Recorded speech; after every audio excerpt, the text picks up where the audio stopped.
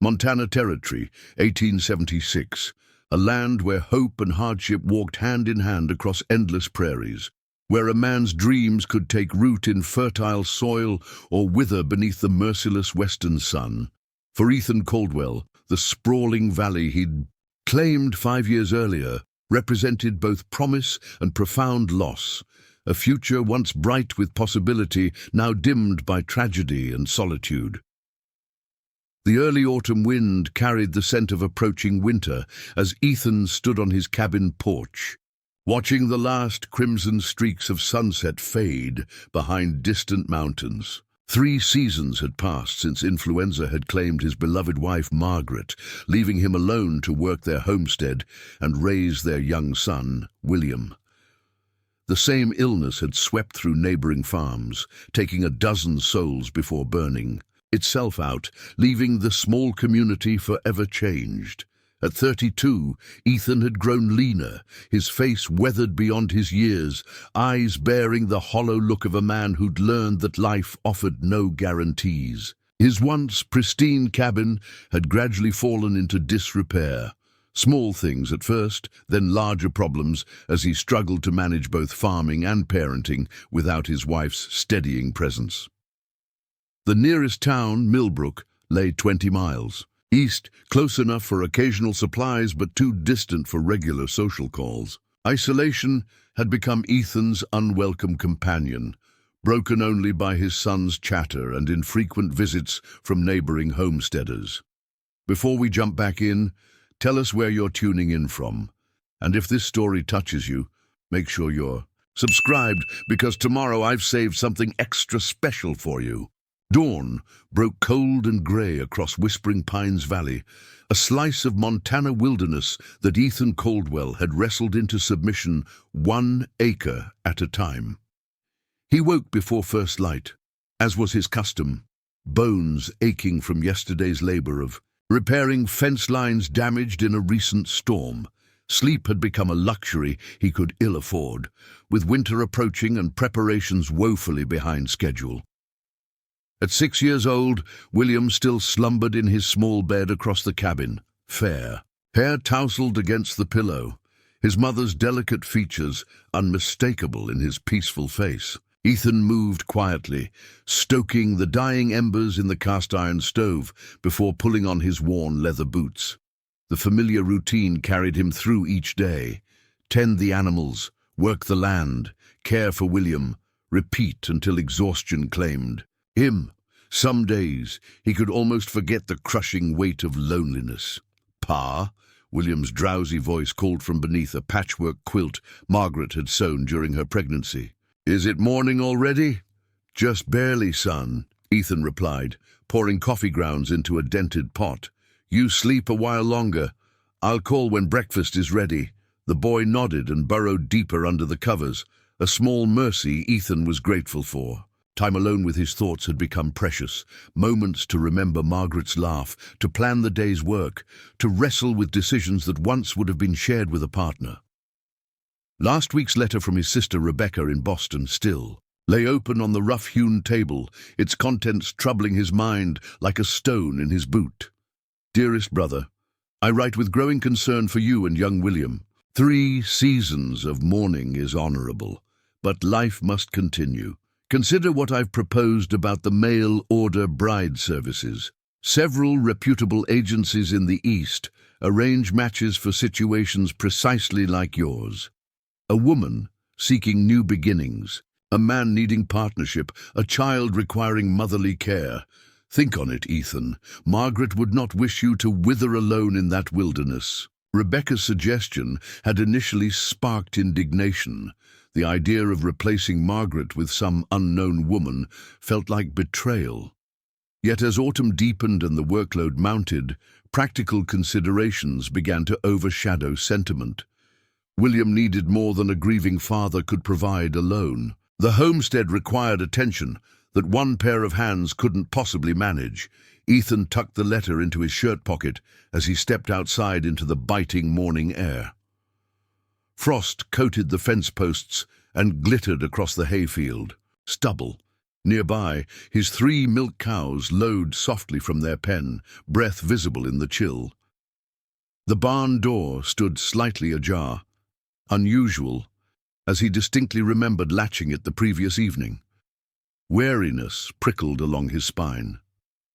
The territory had grown safer in recent years, but isolated homesteads occasionally attracted drifters, or worse. Ethan retrieved the Winchester rifle from its place beside the door, checking that it was loaded before approaching the barn with measured steps.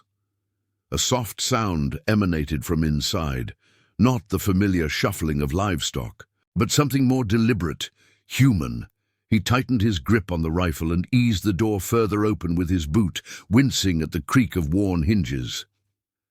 "Step out where I can see you," he called, voice steady despite the hammering of his heart. "I'm armed and have no patience for trouble." Silence answered him, then a hushed whisper too faint to decipher. Ethan pushed the door wider, allowing weak morning light to filter into the shadowed interior. The familiar scents of hay, manure, and leather mingled with something unexpected. Rosewater, faint but unmistakable. His eyes adjusted gradually to the dimness, revealing a sight so unexpected he momentarily questioned his senses. In the far corner, atop a bed of clean straw, lay a woman. Her dark hair spilled across makeshift bedding, face partially concealed by a travel-worn shawl.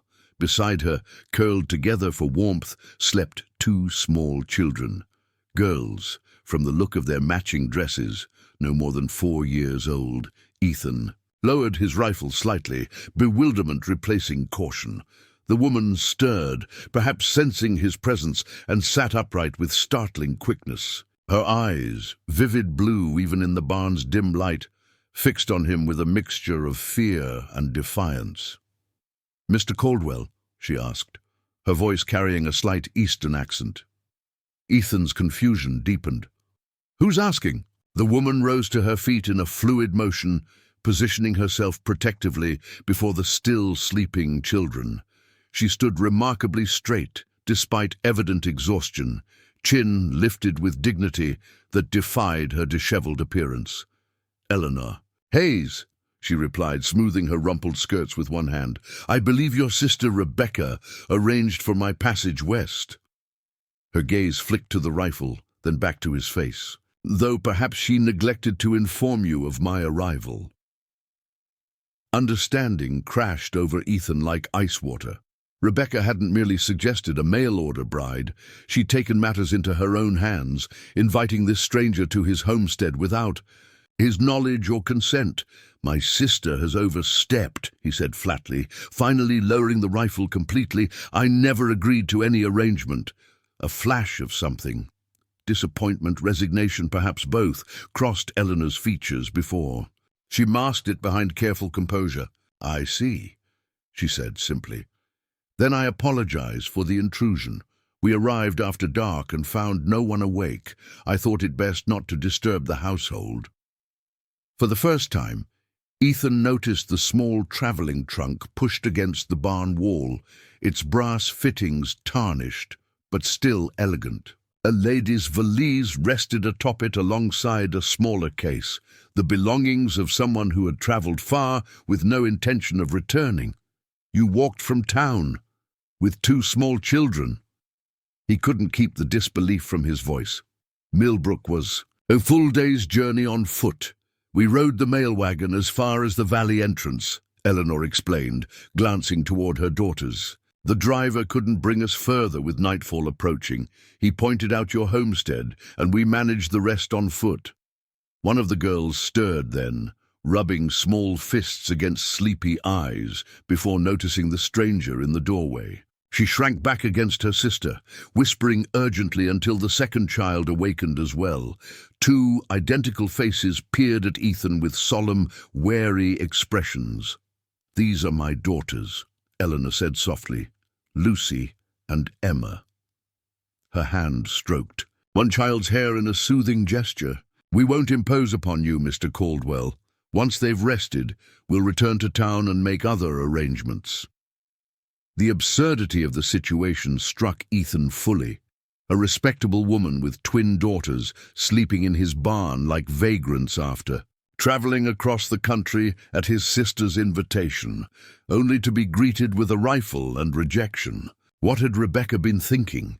And yet, looking at Eleanor's determined face, at the protective way she stood before her children, he recognized something familiar, the same fierce will to survive that had sustained him after Margaret's death.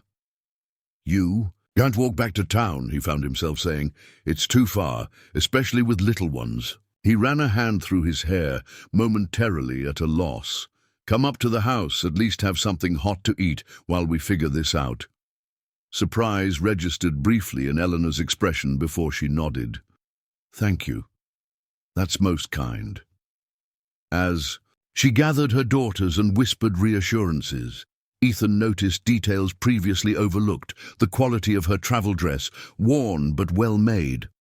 The careful way she'd plaited her hair, despite their rough accommodations, the small golden locket around her neck that she absently touched for courage. This was no desperate woman seeking an easy path, but someone who had made calculated choices that led her to his doorstep. William was awake and wide-eyed when they reached the cabin, standing in the doorway with curiosity, overcoming his usual shyness. "Pa, who are they?" "Visitors," Ethan answered simply, ushering Eleanor and her daughters inside. "This is Miss Hayes and her children." The cabin's interior revealed the truth of Ethan's circumstances more clearly than any explanation could have. Dishes piled unwashed, clothing awaiting mending, dust gathering in corners Margaret would never have tolerated. A bachelor's attempt at maintaining a family home, falling inevitably short. Eleanor took in these details with a quick assessing glance, but offered no comment. As William helped set extra places at the table and Ethan prepared a hasty breakfast, Eleanor quietly assisted her daughters in washing travel dust from their faces. The domestic tableau felt surreal. 5 people sharing a meal in a space that had held only 2 for so long. The twins stared openly at William, who returned their fascination while attempting to maintain the dignity of being the older child. "My sister," Ethan began awkwardly once they were seated. "She's well-intentioned, but sometimes acts without consulting others." Eleanor nodded, helping Lucy with her porridge. "I suspected as much from your reception. Her letters painted a different picture of your readiness for company." The careful diplomacy in her phrasing wasn't lost on Ethan. "Rebecca lives in Boston society.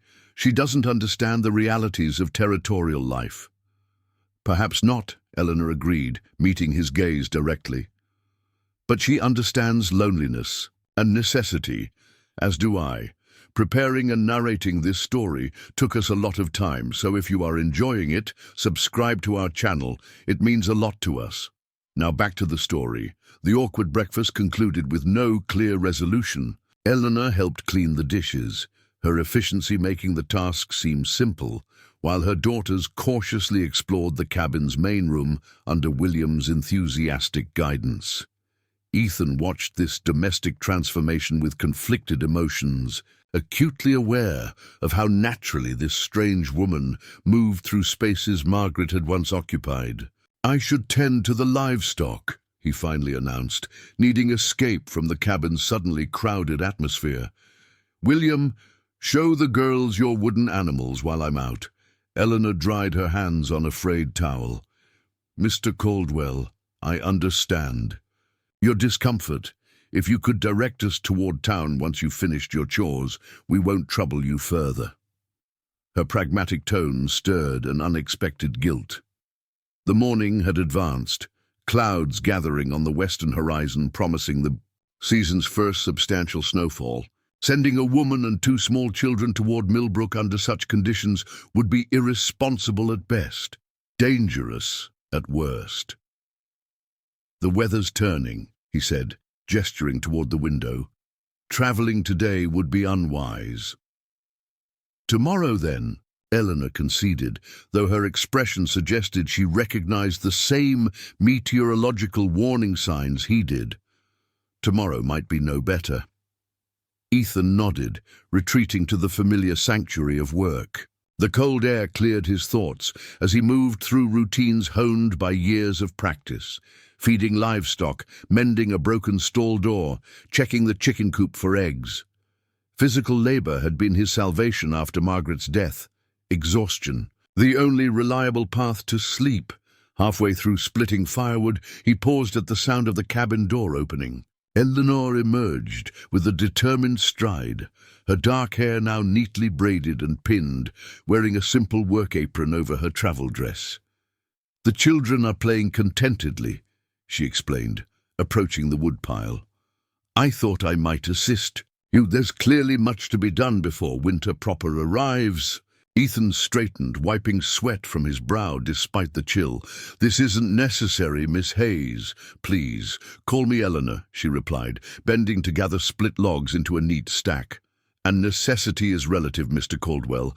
I've never been one for idleness, especially when accepting hospitality." Her capable hands moved with practiced efficiency, revealing familiarity with physical labor that seemed at odds with her refined speech. As she worked, Ethan found himself studying her more carefully, the strength evident in her slender frame, the determined set of her jaw, the occasional shadow that crossed her features when she thought herself unobserved. "You've done farm work before," he observed, returning to his splitting. Eleanor nodded. "I grew up on a small farm in Pennsylvania, before I married." The mention of marriage hung between them, an invitation to further inquiry that Ethan deliberately ignored. Instead, they worked in surprisingly comfortable silence, falling into an unspoken rhythm as the woodpile grew. By midday, the promised snow began, light flurries at first, gradually intensifying as wind swept across the valley. "Come on," Ethan finally said, gathering an armload of wood. "That's enough for now. Storm's setting in." Inside, they found William demonstrating how to milk a cow using a small carved wooden replica, the twins watching with rapt attention. The domestic scene struck Ethan anew with its strangeness. His silent cabin suddenly animated with children's voices and a woman's presence. The afternoon passed with Eleanor tactfully addressing the most obvious household needs: laundry that had accumulated in baskets, a stew put together from pantry stores, floors swept clean of tracked-in dirt. She worked without commentary on the cabin's state, but Ethan felt the unspoken assessment in every task she completed. By evening, snow fell heavily, blanketing the homestead in white silence. Any notion of the Hayes family departing the following day vanished as Ethan checked the accumulation on the porch. 8 inches already, he announced upon returning inside. Likely to be twice that by morning. Eleanor looked up from mending, a tear in William's shirt, another task Ethan had postponed for weeks. "I feared as much. It seems we're imposing on your hospitality longer than intended." "You're not the one who arranged this situation," Ethan reminded her, stoking the stove against the deepening cold. Eleanor's hands stilled momentarily. "No, but I agreed to it." She hesitated, then added quietly, "Your sister's letters painted a compelling picture of a good man in difficult circumstances. A man who needed help but was too proud to seek it." Ethan's jaw tightened. "Rebecca oversteps." "Perhaps," Eleanor conceded. But was she wrong? The direct question caught him off guard. He looked around the cabin, cleaner now than it had been. In months, warmed by a properly managed fire, filled with the aroma of well-prepared food. His gaze settled on William, who sat playing contentedly with the twins, his usual solemnity replaced by animation. "It's not about right or wrong," Ethan finally answered. "It's about choice. Mine wasn't considered." Eleanor nodded, resuming her mending.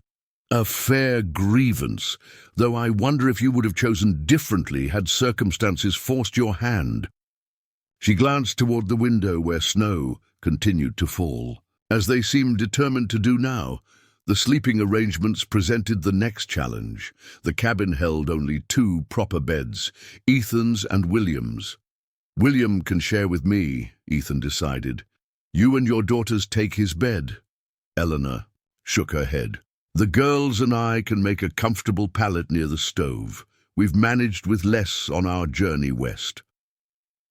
Something in her tone, a quiet dignity refusing charity, reminded Ethan of his early days in the territory, when pride had been his primary companion. The offer stands, he said simply, for tonight at least. That night, as snow insulated the cabin in profound silence, Ethan lay awake beside his sleeping son, listening to the unfamiliar sound of 3 additional people breathing in his home. Eleanor's journey westward with 2 small children represented either remarkable courage or desperate circumstances, perhaps both. What had driven an obviously educated woman to seek a life with a stranger in the wilderness? Morning revealed nearly 2 feet of snow blanketing the valley, the earliest significant snowfall in years. Ethan rose before dawn as usual, finding Eleanor already awake, stirring embers in the stove. "You're an early riser," he observed quietly, mindful of the sleeping children. "Old habits," she replied. "On a farm, daylight is precious." Their conversation paused as Ethan pulled on his coat. "I need to check the animals. The barn pathway will need clearing." "I'll have coffee ready when you return," Eleanor offered, the simple domestic promise hanging in the air between them, a preview of what partnership might offer. Outside, the transformed landscape glittered in pre-dawn light. Ethan shoveled methodically, creating a path to the barn while contemplating his unexpected situation. The snowfall had effectively trapped Eleanor and her daughters at his homestead for at least a week, possibly longer. The forced proximity would reveal truths about compatibility that letters could never convey. When he returned to the cabin, the scene that greeted him was both foreign and achingly familiar. A warm breakfast taking shape, coffee steaming on, the stove, children still drowsing in beds. For a moment, grief and possibility collided with such force that Ethan stood frozen in the doorway, snow melting from his boots onto the floor. Eleanor noticed his hesitation. "Are you all right, Mr. Caldwell?" "Ethan," he corrected automatically. "If we're to be snowbound together, formality seems unnecessary." Her smile came tentatively, transforming her serious face. "Ethan, then." Over the next 3 days, they established an uneasy routine. Ethan handled outside work while Eleanor managed the cabin and children. Each evening, after the little ones slept, they sat across the table from each other, initially in awkward silence that gradually yielded to conversation. Eleanor shared fragments of her history, her upbringing on a Pennsylvania farm, her first marriage to a shopkeeper named Hayes, who had died of typhoid 2 years earlier, leaving her with twin infants and mounting debts. "The choices for a widow with young children are limited," she explained on the 3rd night, her fingers tracing patterns on the wooden tabletop. "I could return to my parents' farm, already struggling to support my brothers' families. I could seek factory work in the city, leaving my daughters in others' care, or—" She glanced up, meeting his gaze directly. "I could take a chance on building something new." "With a stranger," Ethan added. "Yes," she acknowledged without flinching. "Though Rebecca's letters made you seem less a stranger than most." "What did she tell you?" he asked, curious despite himself. "That you were honorable, hard-working, that you loved deeply and lost greatly." Eleanor's voice softened. "That your son needed mothering and your home needed a woman's touch, but your heart wasn't ready to seek either." The accuracy of his sister's assessment struck uncomfortably close. "And knowing all that, you still came." "I came because of all that," Eleanor corrected. "I have no interest in replacing your wife's memory, Ethan. I seek partnership, not romance. Security for my daughters, purpose for myself." Her candor was refreshing in its lack of pretense. "In return, I offer capable hands, determined spirit and commitment to your son's well-being alongside my own children's." The pragmatism of her proposal cut through Ethan's reflexive resistance. What she described wasn't so different from many frontier marriages, practical alliances formed for mutual benefit in a harsh landscape that punished solitude. "And if I'm not interested in such an arrangement?" he asked, testing her resolve. Eleanor met his challenge steadily. "Then when the snow permits, we'll continue to Millbrook as planned. I have enough funds to establish temporary lodging while I seek other opportunities." Her gaze didn't waver.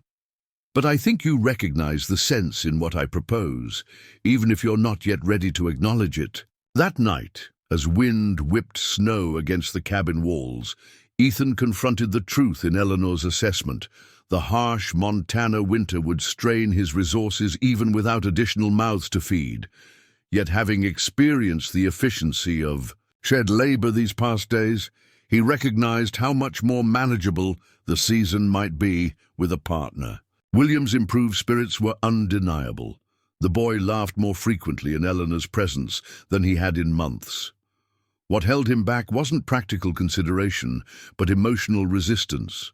The fear that accepting help meant betraying. Margaret's memory that moving forward meant leaving her behind. Dawn broke clear and cold, the storm finally spent. Ethan rose to find Eleanor already dressed, her few belongings packed neatly beside the door. "What are you doing?" he asked, surprised by the preparations. "The weather has cleared," she replied simply. "I promised we wouldn't impose once travel became possible again." Watching her practical efficiency, Ethan was struck by unexpected certainty. This woman would never be an imposition. She was too inherently useful, too naturally aligned with the rhythms of homestead life. The realization came with startling clarity. Letting Eleanor Hayes leave would be his second greatest mistake, surpassed only by allowing Rebecca to believe she had been right all along. "Wait," Ethan said, the word escaping before he'd fully formed his thoughts. Eleanor paused in her packing, regarding him with cautious expectation. He struggled to articulate the decision crystallizing within him. "The trails to town will be impassable for days yet." "We've imposed long enough," Eleanor countered, though he noticed she made no move to continue gathering her things. Ethan ran a hand through his hair, a gesture that had become habitual during difficult conversations. "It's not imposition if you're invited to stay."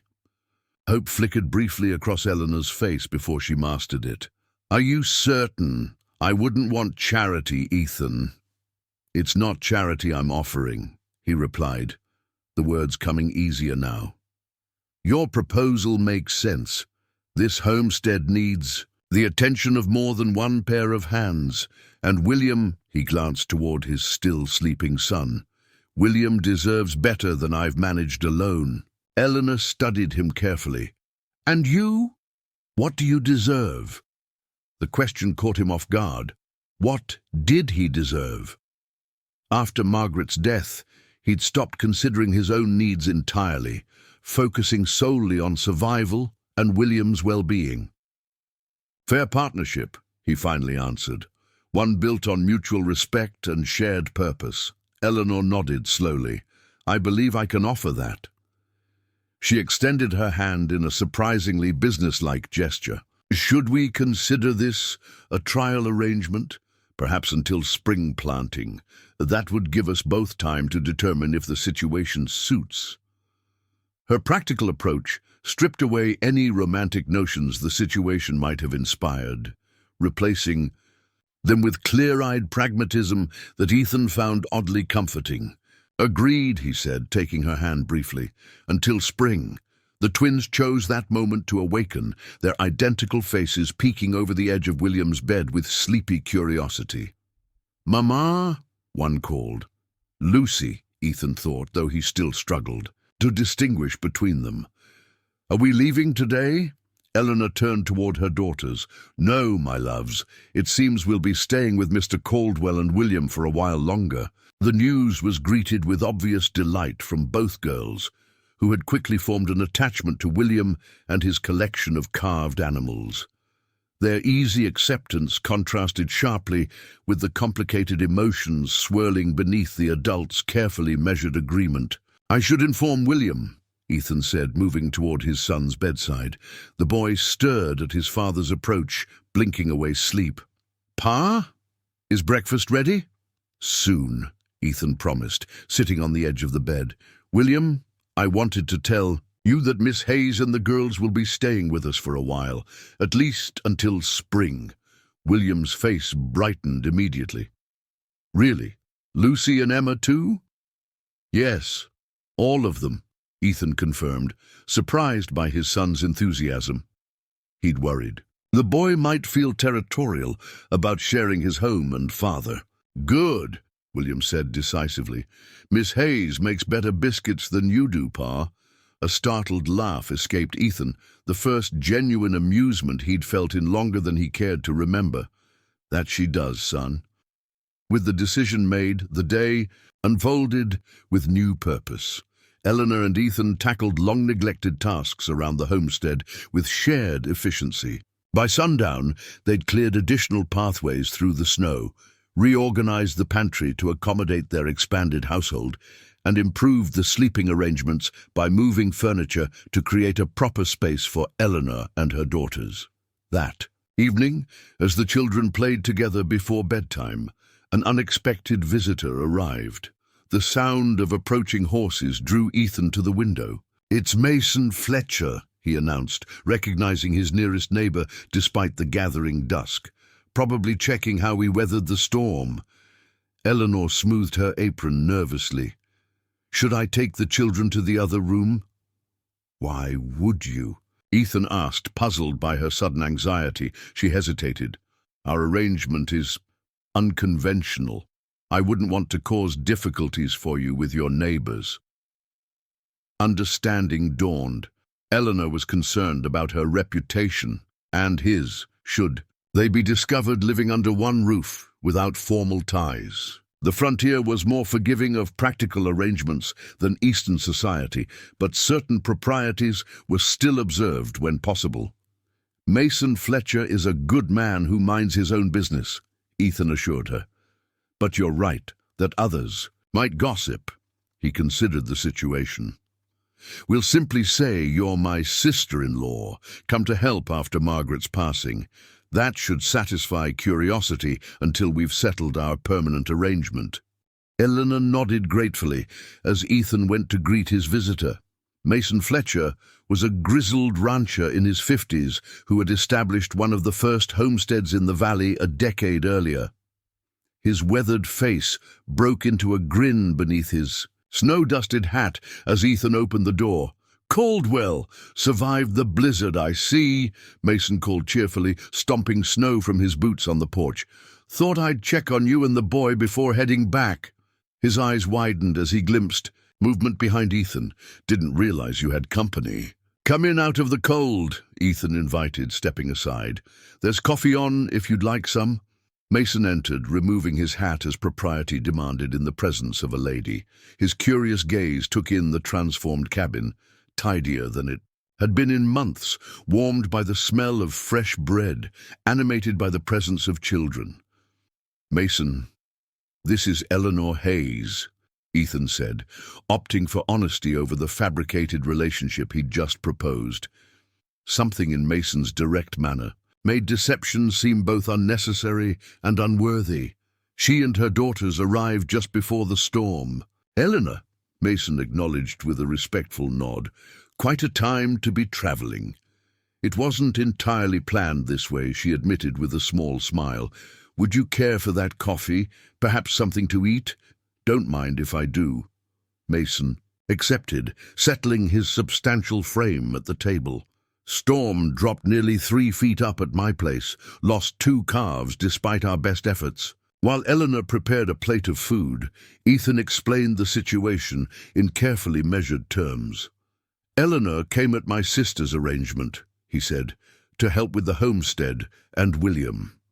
Mason's shrewd eyes missed nothing as they moved between Ethan and Eleanor.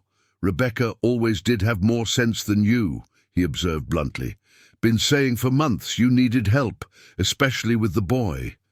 He accepted the coffee Eleanor offered with a nod of thanks. "You never mentioned that," Ethan said, surprised by his neighbor's assessment. Mason shrugged. "Not my place. Man has to come to certain conclusions on his own." He turned his attention to Eleanor. "Where are you from, Miss Hayes?" "Pennsylvania originally," she answered, placing the children's dinner on the table.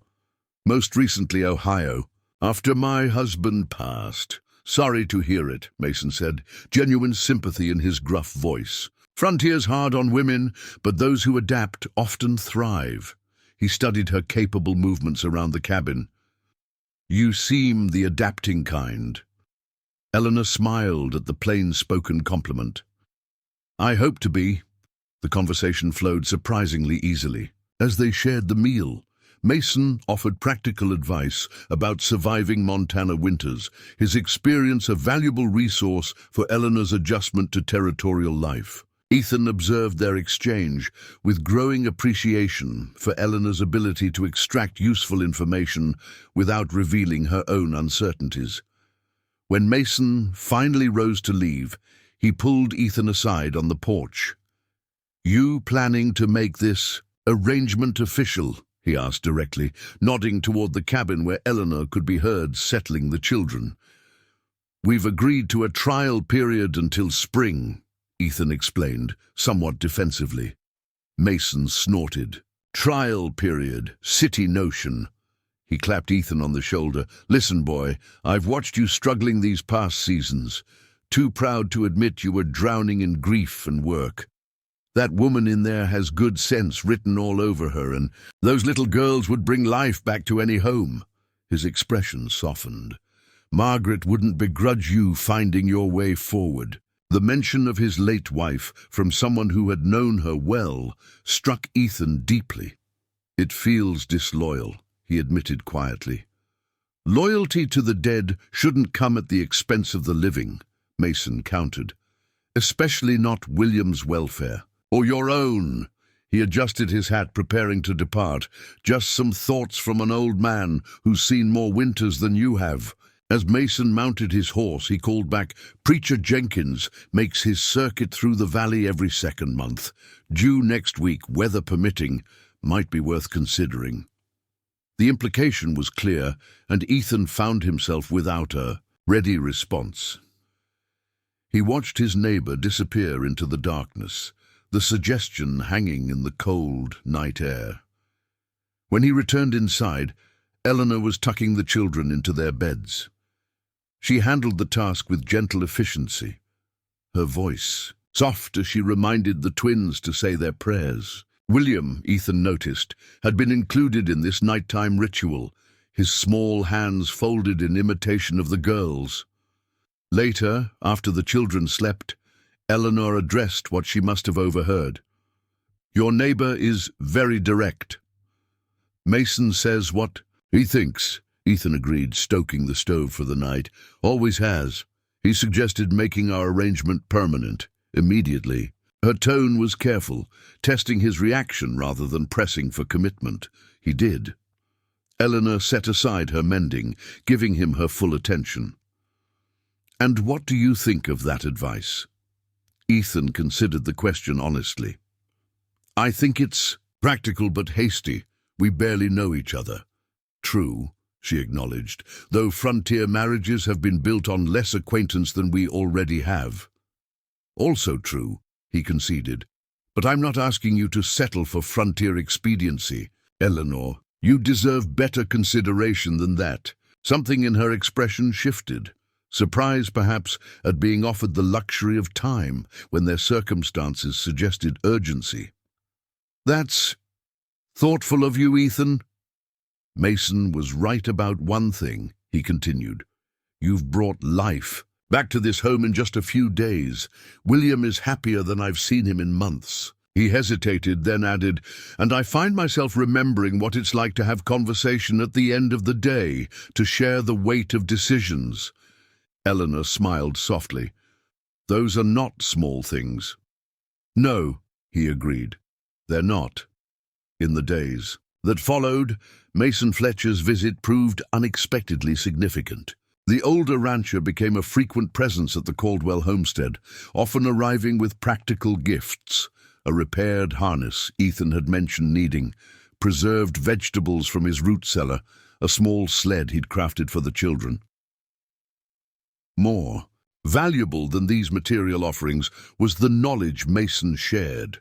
Having survived 15 Montana winters, he possessed vital experience about livestock management in extreme cold, game patterns during snow months, and the myriad practical details that could mean the difference between survival and disaster.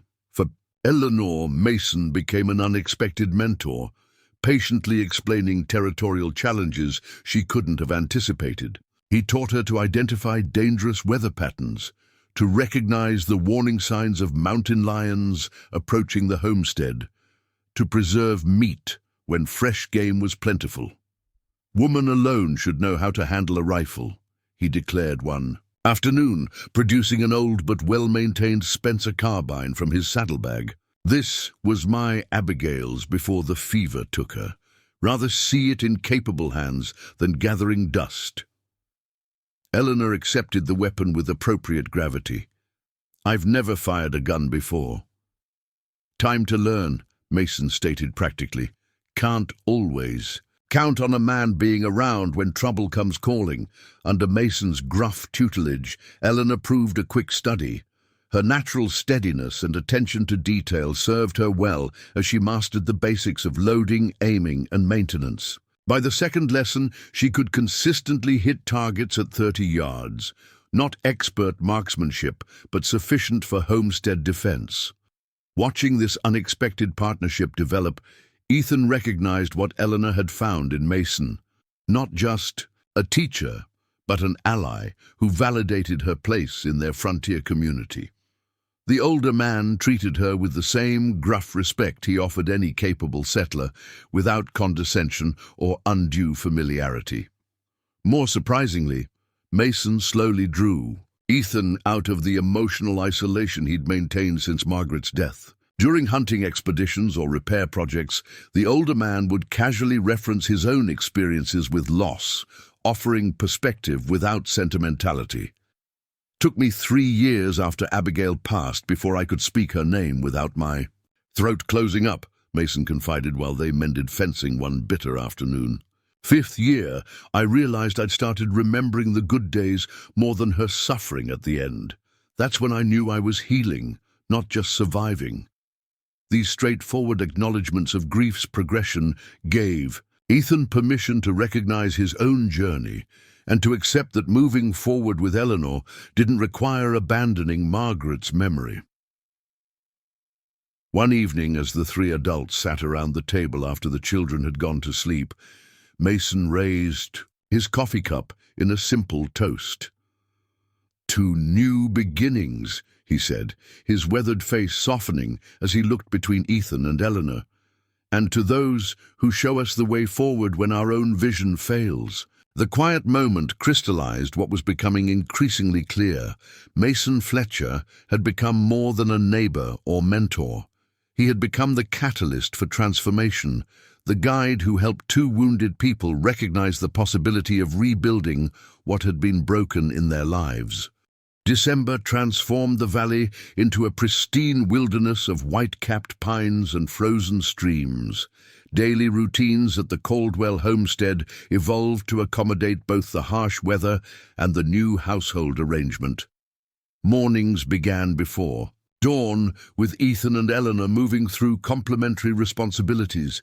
He tending livestock in the barn while she prepared breakfast and organized the day's indoor work. Afternoons often found them working in tandem on projects that had languished. During Ethan's solitary struggle, Eleanor proved remarkably adept at adapting her skills to frontier requirements. Her neat stitches repaired harnesses as readily as clothing.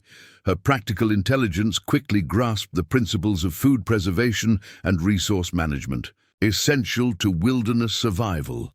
"You've taken to this life more easily than most," Ethan observed one afternoon as they worked together, rendering tallow for candles. Many women from settled areas find the territory overwhelming. Eleanor carefully poured melted fat into molds.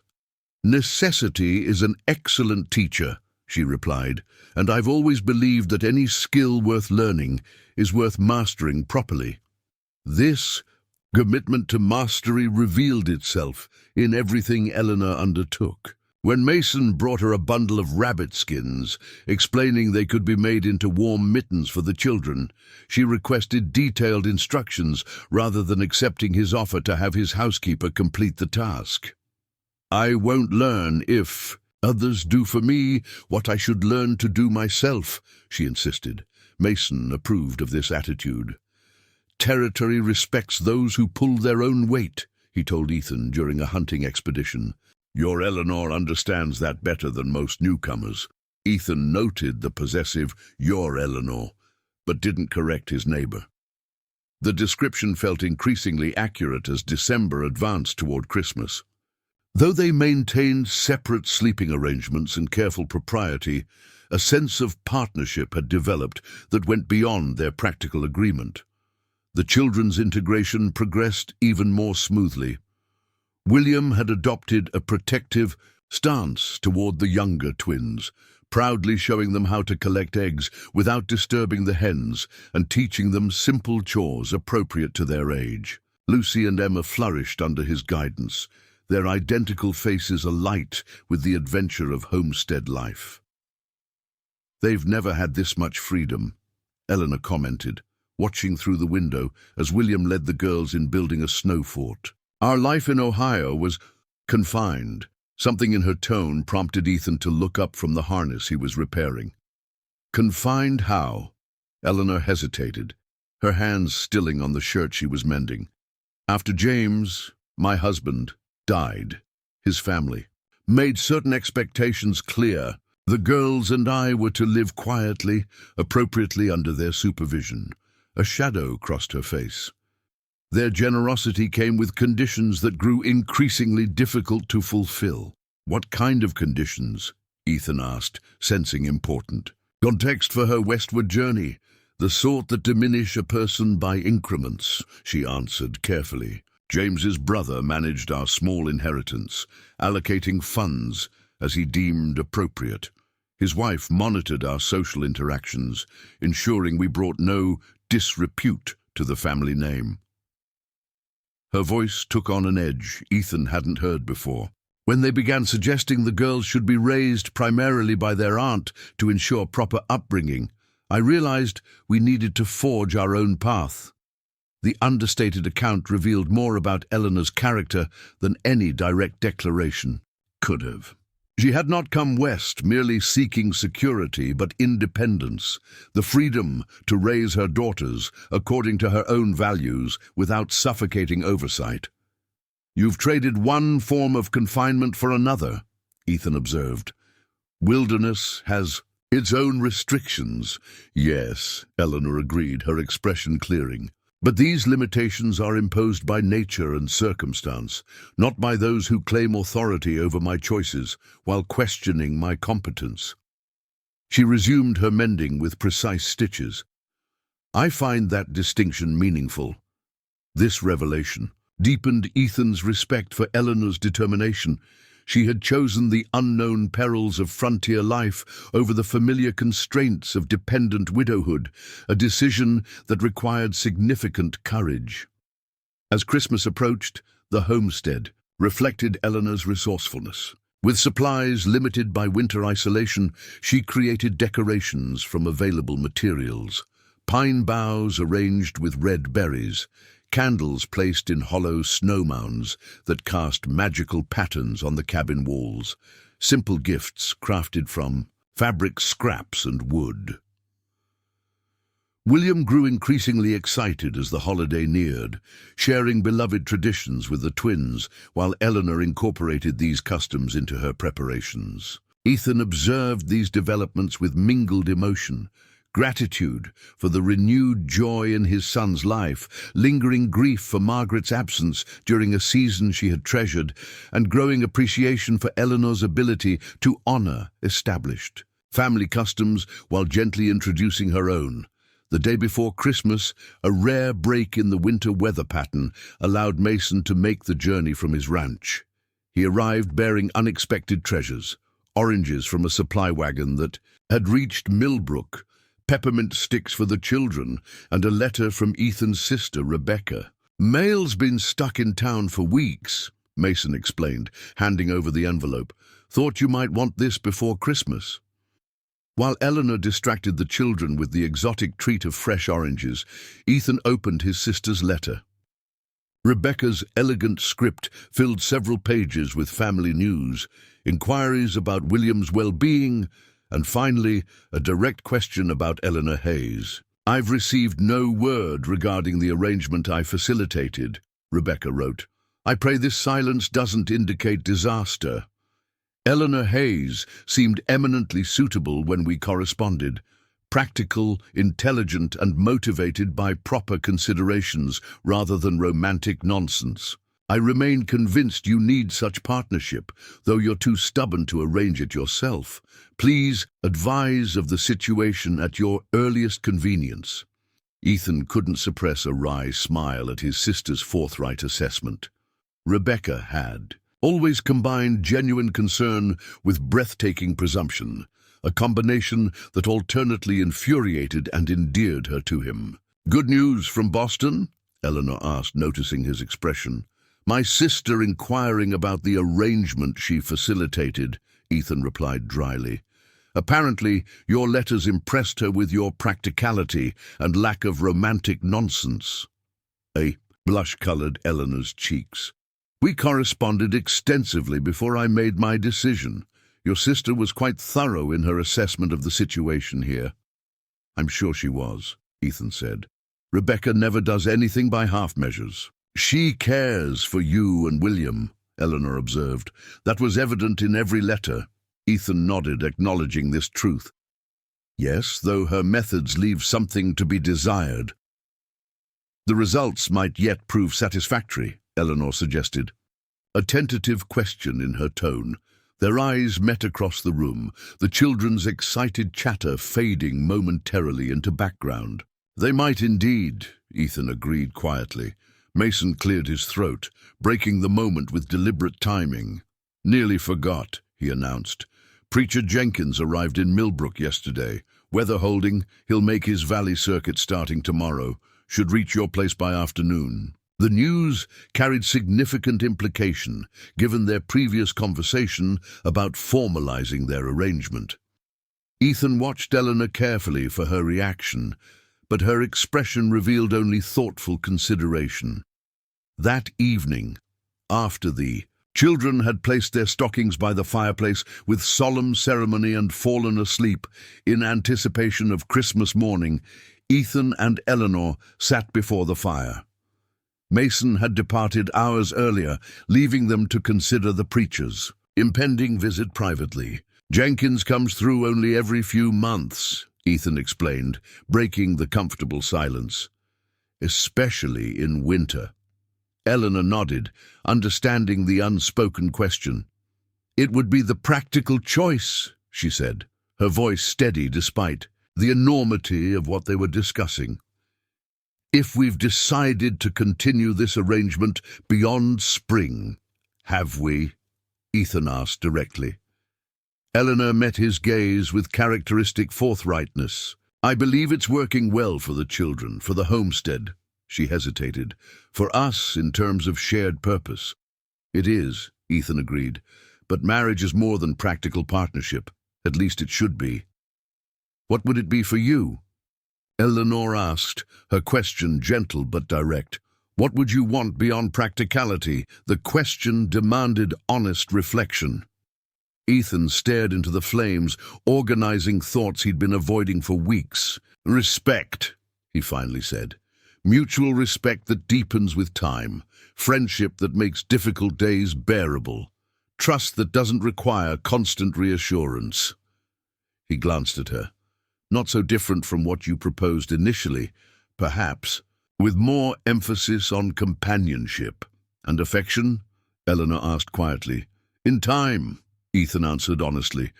"I've no interest in pretense, Eleanor. What I felt for Margaret can't be manufactured or replaced, but different kinds of attachment can develop if allowed to grow naturally. Eleanor nodded, accepting this candid assessment. I appreciate your honesty. It mirrors my own feelings. She smoothed her skirt. A gesture he'd come to recognize indicated careful consideration. I'm not seeking romantic passion, Ethan. My first marriage had that quality, but it's not essential to me now. What matters is building something meaningful for our children and finding contentment in shared purpose. Is that enough for you? He pressed. Contentment rather than happiness. A soft smile touched her lips. Happiness is momentary, a collection of instances that punctuate our days. Contentment is deeper. It's the knowledge that one's life has a purpose and alignment with one's values. She looked toward the children's sleeping forms. I find contentment in creating stability for my daughters, in using my capabilities fully, in building something that will last beyond immediate concerns.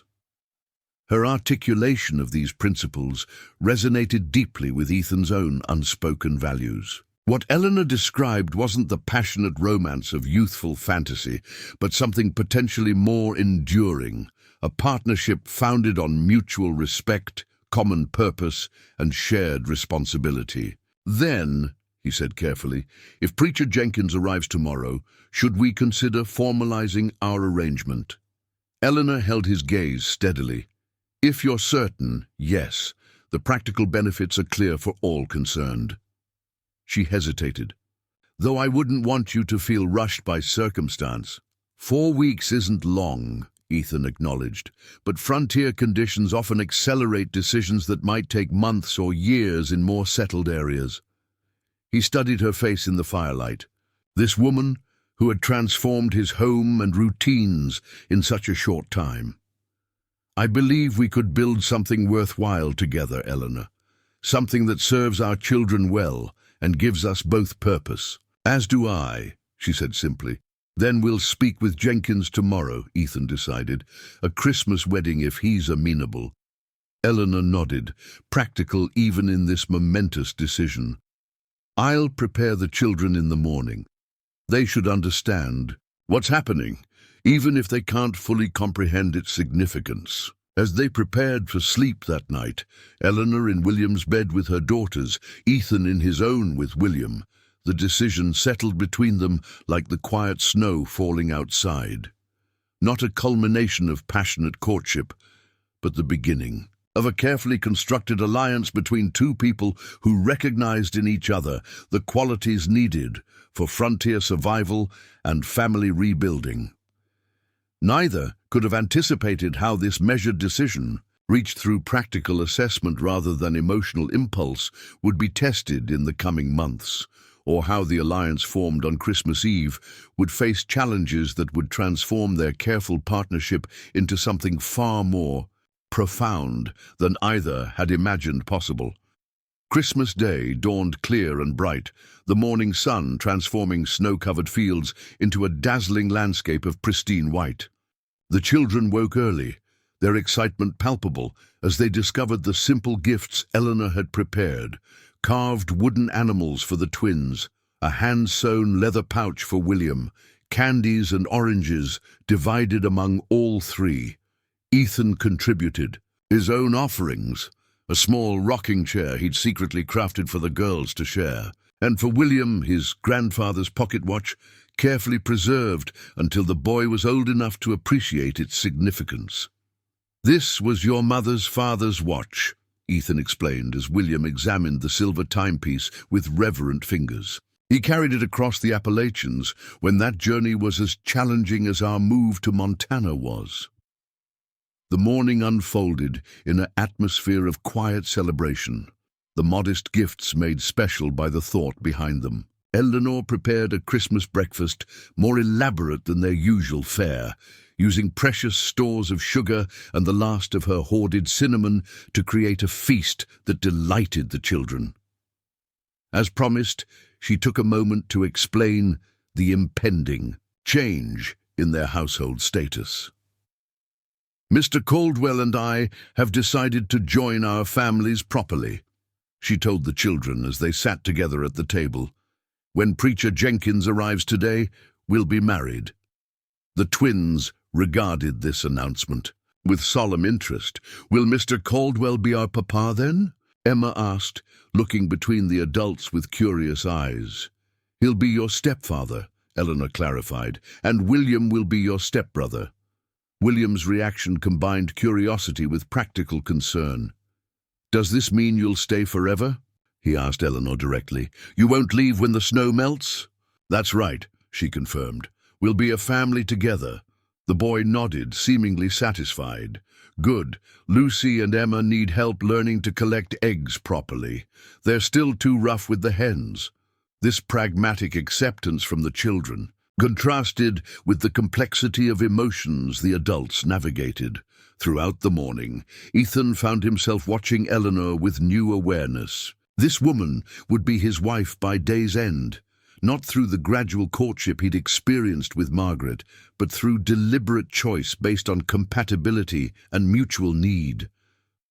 Shortly after midday, they spotted a figure approaching on horseback. Preacher Jenkins right on schedule despite the challenging winter conditions. He was a spare, weathered man in his 60s who administered to Montana's scattered settlements for nearly 2 decades. His craggy face broke into a smile of recognition as Ethan greeted him on the porch. Caldwell, good to see you up and about. Mason mentioned you might have need of my services today. His sharp eyes took in the improved condition of the homestead, noting details that revealed a woman's presence. Said I might find your circumstances changed since my last visit. That's true, Ethan acknowledged, helping the older man dismount. Come inside out of the cold. There's someone you should meet. Jenkins' assessment of Eleanor was swift and approving. As a frontier preacher, he had witnessed countless practical marriages formed for survival and companionship rather than romance. The arrangement Ethan outlined, 2 widowed parents joining households for mutual benefit, was common enough in territorial settlements. The Lord works in practical ways on the frontier, Jenkins observed after hearing their situation. Sometimes sends exactly what's needed, though not always in expected packaging. He smiled at Eleanor. You appear to be exactly what this household needed, Mrs. Hayes. Thank you, Reverend, Eleanor replied. I hope to be. The ceremony itself was simple, conducted before the cabin's fireplace with Mason Fletcher arriving, just in time to serve as witness.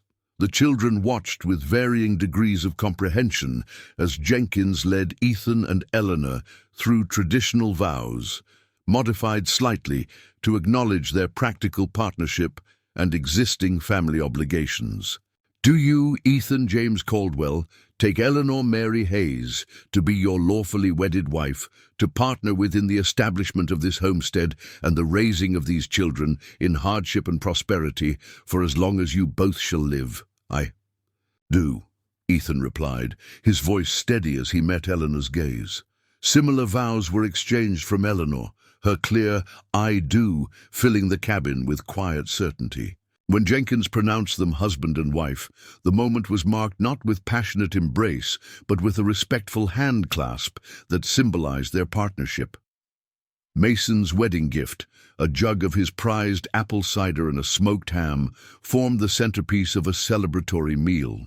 The day concluded with a sense of significant transition accomplished, a new order established that would carry them forward into the challenging months ahead. That night, after the children were asleep and Jenkins had retired to the small storage room temporarily converted to guest quarters, Ethan and Eleanor faced the private reality of their new status. The practical question of sleeping arrangements could no longer be avoided. I've prepared the bed, Eleanor said quietly, her composure remarkably steady despite the circumstances. Though I want to be clear, Ethan, I expect nothing beyond shared warmth tonight. Marriage doesn't erase the newness between us. Ethan appreciated her forthright approach to a potentially awkward situation. I agree, he said simply, Partnership comes first. The rest will follow if and when it feels right to both of us. This mutual understanding established, they navigated their first night as husband and wife with careful respect for boundaries, sharing the bed out of practical necessity while maintaining personal space. If the arrangement was initially awkward, neither acknowledged it directly, treating this new intimacy as simply another frontier adaptation requiring patience and consideration. January brought bitter cold that tested even the most established homesteads. Temperatures plunged to dangerous levels, freezing water barrels solid and creating constant concern for livestock survival.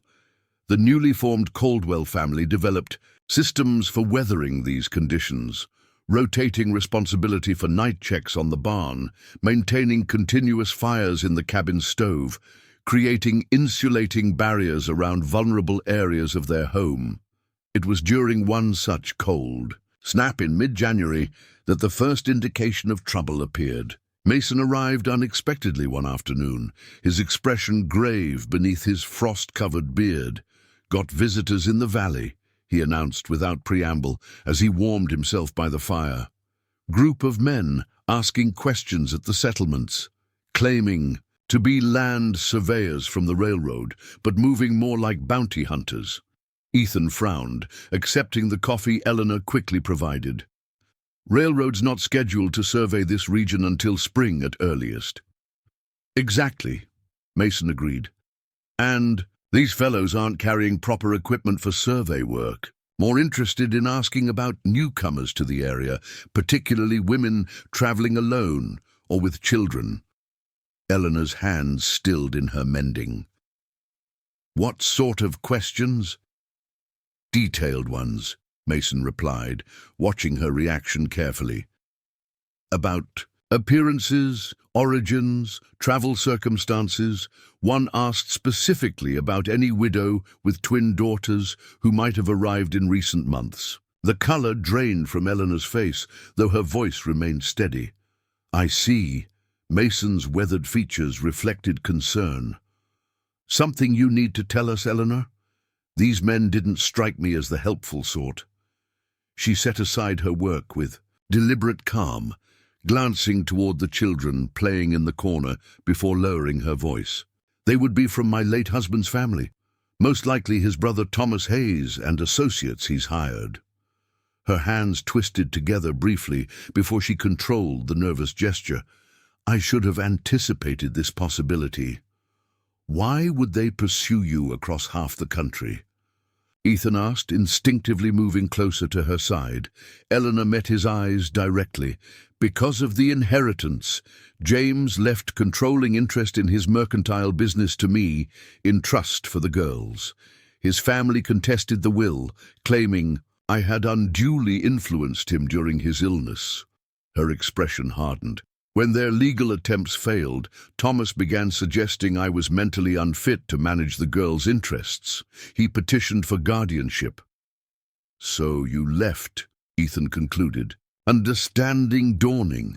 I sold my share of the business to a competitor," Eleanor confirmed, "converted the assets to banker's drafts, and departed before Thomas could secure the court order he sought.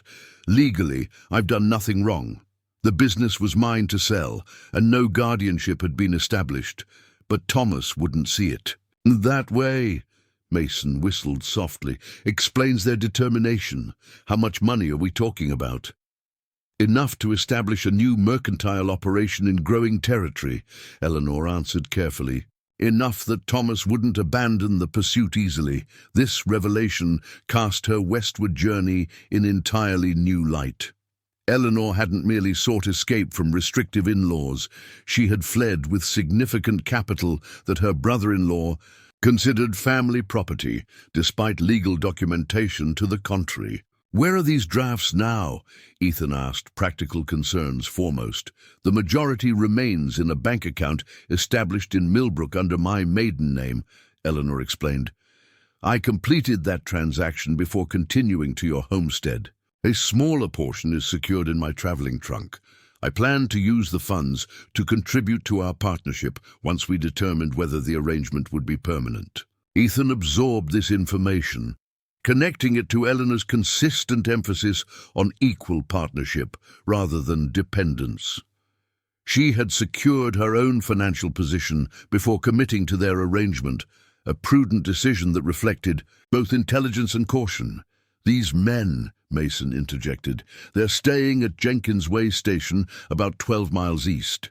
4 of them, well armed, offering rewards for information. Word travels fast in winter when entertainment's scarce. Won't take long for someone to remember I've got new neighbors with twins. What would Thomas do if he found you?" Ethan asked Eleanor, already calculating defensive options. "He would attempt to secure the girls first," she answered with grim certainty. "They're his legal leverage. With them in his custody, he could force my return to Ohio and invalidate any financial transactions I've made." Her voice remained steady despite the obvious distress this possibility caused. "He's a businessman above all. The money matters more than the children, but they're his means to reclaim it." Ethan and Mason exchanged glances, frontier men accustomed to assessing threats and formulating practical responses. "First priority is securing your legal position," Mason said. "Marriage to Ethan strengthens your case substantially. Frontier courts generally respect a husband's authority over family matters, but we need documentation that would stand up to outside scrutiny." Preacher Jenkins filed our marriage certificate. "At the territorial office in Millbrook," Ethan confirmed. "That establishes the legal connection." "Next is protecting your location," Mason continued. "These men are asking openly now, but if they get wind you're nearby, they might shift to less visible tactics." His expression darkened. "Not unheard of for accidents to befall isolated homesteaders, especially in winter when help is distant." Eleanor paled further at this blunt assessment, but her voice remained resolved. "I won't allow Thomas to control my daughter's future or their inheritance. That's what James wanted protected above all." As the 3 adults conferred quietly, the children continued their play, unaware of the potential danger suddenly surrounding their newly formed family.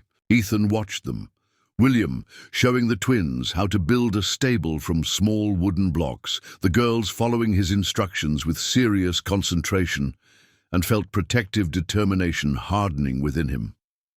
These children and their mother were now his responsibility, not through mere practical arrangement, but through legal and moral commitment. The conspiracy that had followed Eleanor westward would now have to contend with more than a determined widow.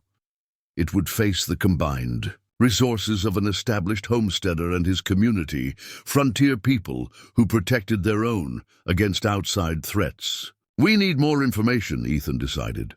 "I'll ride to Jenkins Station tomorrow, see these men for myself, without revealing our connection." "Too risky," Mason objected. "Your description matches what they're asking after. Widower with young son who recently married a newcomer." He considered alternatives. "I'll go. Been meaning to resupply anyway. Nobody questions an old-timer's curiosity."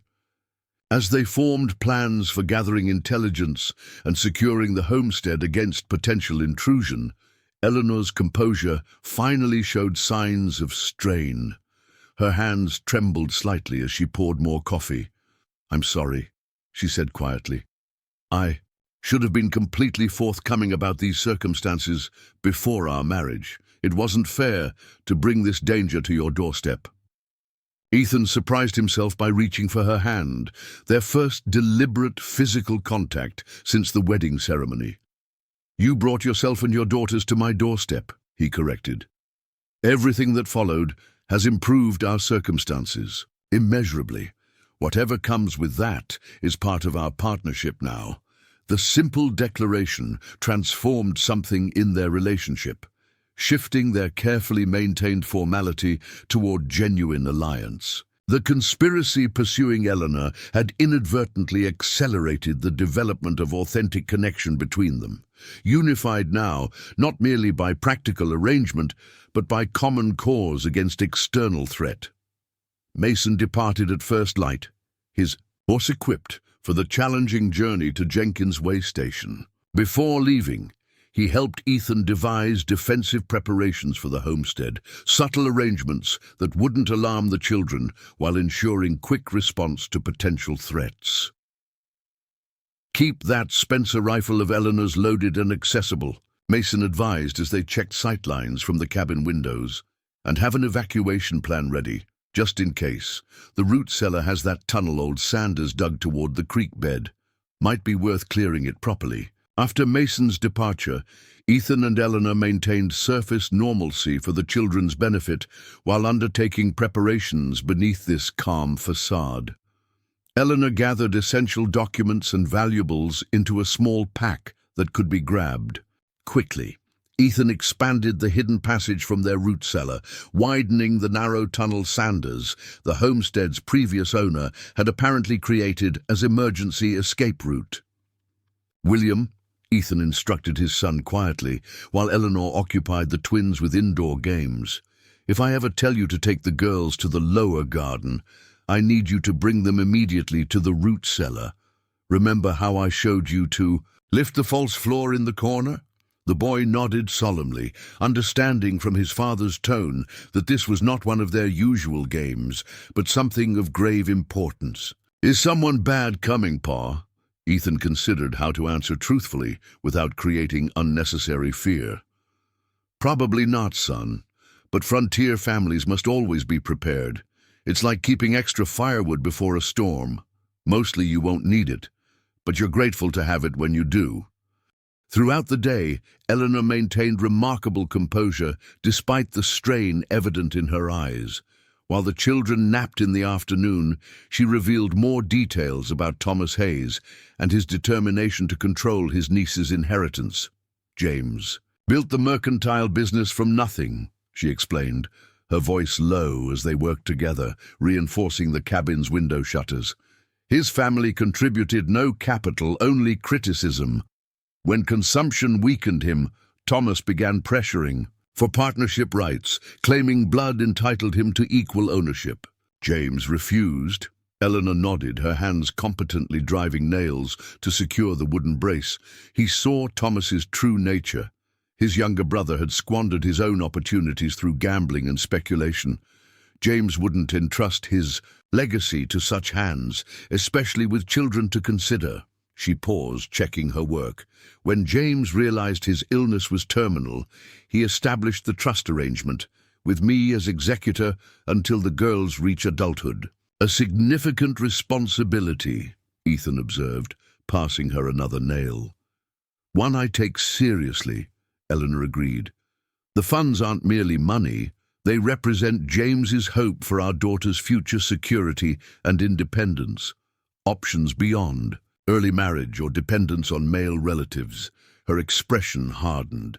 "Thomas views the girls as nothing more than obstacles to wealth he believes should be his by birthright."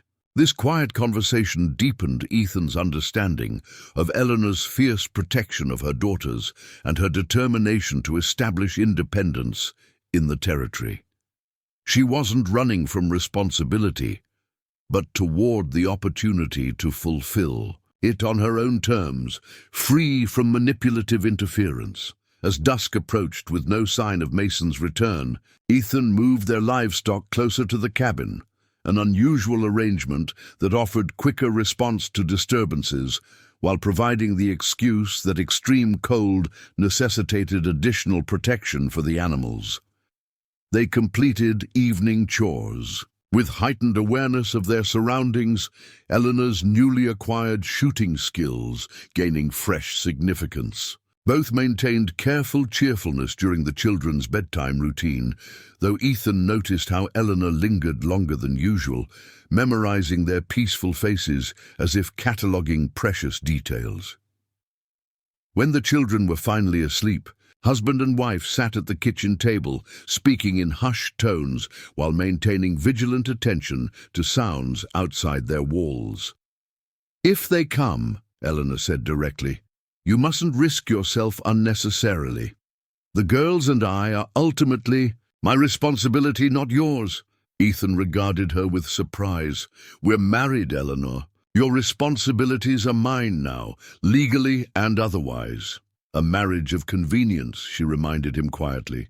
Entered for practical reasons, not because you chose to take on my private battles. There's nothing convenient about our current situation, Ethan countered with unexpected firmness, but our agreement doesn't change because circumstances have grown more complicated. We formed a partnership, my protection for your domestic skills. I intend to fulfill my portion of that bargain. Eleanor studied him with an intensity that made him uncharacteristically self-conscious. You're a good man, Ethan Caldwell, she finally said. Better than I had any right to expect when I agreed to Rebecca's arrangement. Before he could respond to this unexpected assessment, the distinct sound of approaching hoofbeats broke the night's silence. Ethan immediately extinguished the cabin's main lamp, moving to the window with practiced quiet. Eleanor secured the loaded Spencer rifle, positioning herself where she could protect the children's sleeping area if necessary. The tension dissolved instantly when Ethan recognized Mason's distinctive silhouette in the moonlight. He opened the door just enough to admit their neighbor, who stomped snow from his boots before entering. Situation's complicated, Mason announced without preamble, warming his hands at the stove as Eleanor rekindled the lamp. 4 men at Jenkins' place, right enough. Thomas Hayes among them, matches your description, Eleanor. Others are hired men, former Pinkerton types by my guess. Were you able to learn their intentions? Ethan asked, pouring coffee for their exhausted neighbor. Mason nodded grimly. Hayes is offering $500 for information leading to his niece's recovery, claims their mother is mentally unstable, abducted them after her husband's death. He glanced apologetically at Eleanor. He's presenting legal papers, guardianship documents, medical assessments questioning your competence. Eleanor's expression tightened, though her voice remained controlled. Fabrications. No court examined me. Thomas simply found doctors willing to sign statements based on his descriptions of concerning behavior following James's death. Most folks recognize the situation for what it is, Mason assured her. Territory's seen plenty of family disputes spill westward, but $500 is substantial temptation for anyone struggling through winter. How long before someone connects Eleanor to this homestead? Ethan asked pragmatically. Already happening, Mason confirmed. Jenkins mentioned newcomers in the valley without specifics, but Hayes is methodically working through every settlement in the region. He'll reach us within days, especially if weather holds clear. This assessment precipitated the crucial question they'd been avoiding. What action to take now that the threat had materialized? Flight deeper into the territory during winter carried significant risks, particularly with young children. Standing their ground might lead to dangerous confrontation. Legal intervention remained uncertain, given the disputed documents Hayes carried. There's another consideration, Mason added carefully. Hayes is offering rewards for information, but his men are asking different questions when he's not present about remote homesteads, patrol patterns, isolated families. They're preparing for something beyond legal recovery. The implication was clear. Hayes anticipated resistance and was considering extra-legal methods to secure his objectives. Frontier justice operated differently from Eastern courts. Accidents befalling remote settlers rarely received thorough investigation, particularly when witnesses were limited or eliminated. Eleanor paled at this assessment but maintained her composure. We have 3 advantages Hayes doesn't anticipate, she stated after a moment's consideration. First, he believes I'm traveling alone with the girls, not established in a legal marriage with roots in this community. Second, he expects me to flee at the first sign of his approach. It's the pattern he's accustomed to creating through intimidation. Third, he's unfamiliar with territorial conditions and the challenges they present to outsiders. Ethan recognized the strategic thinking behind her analysis.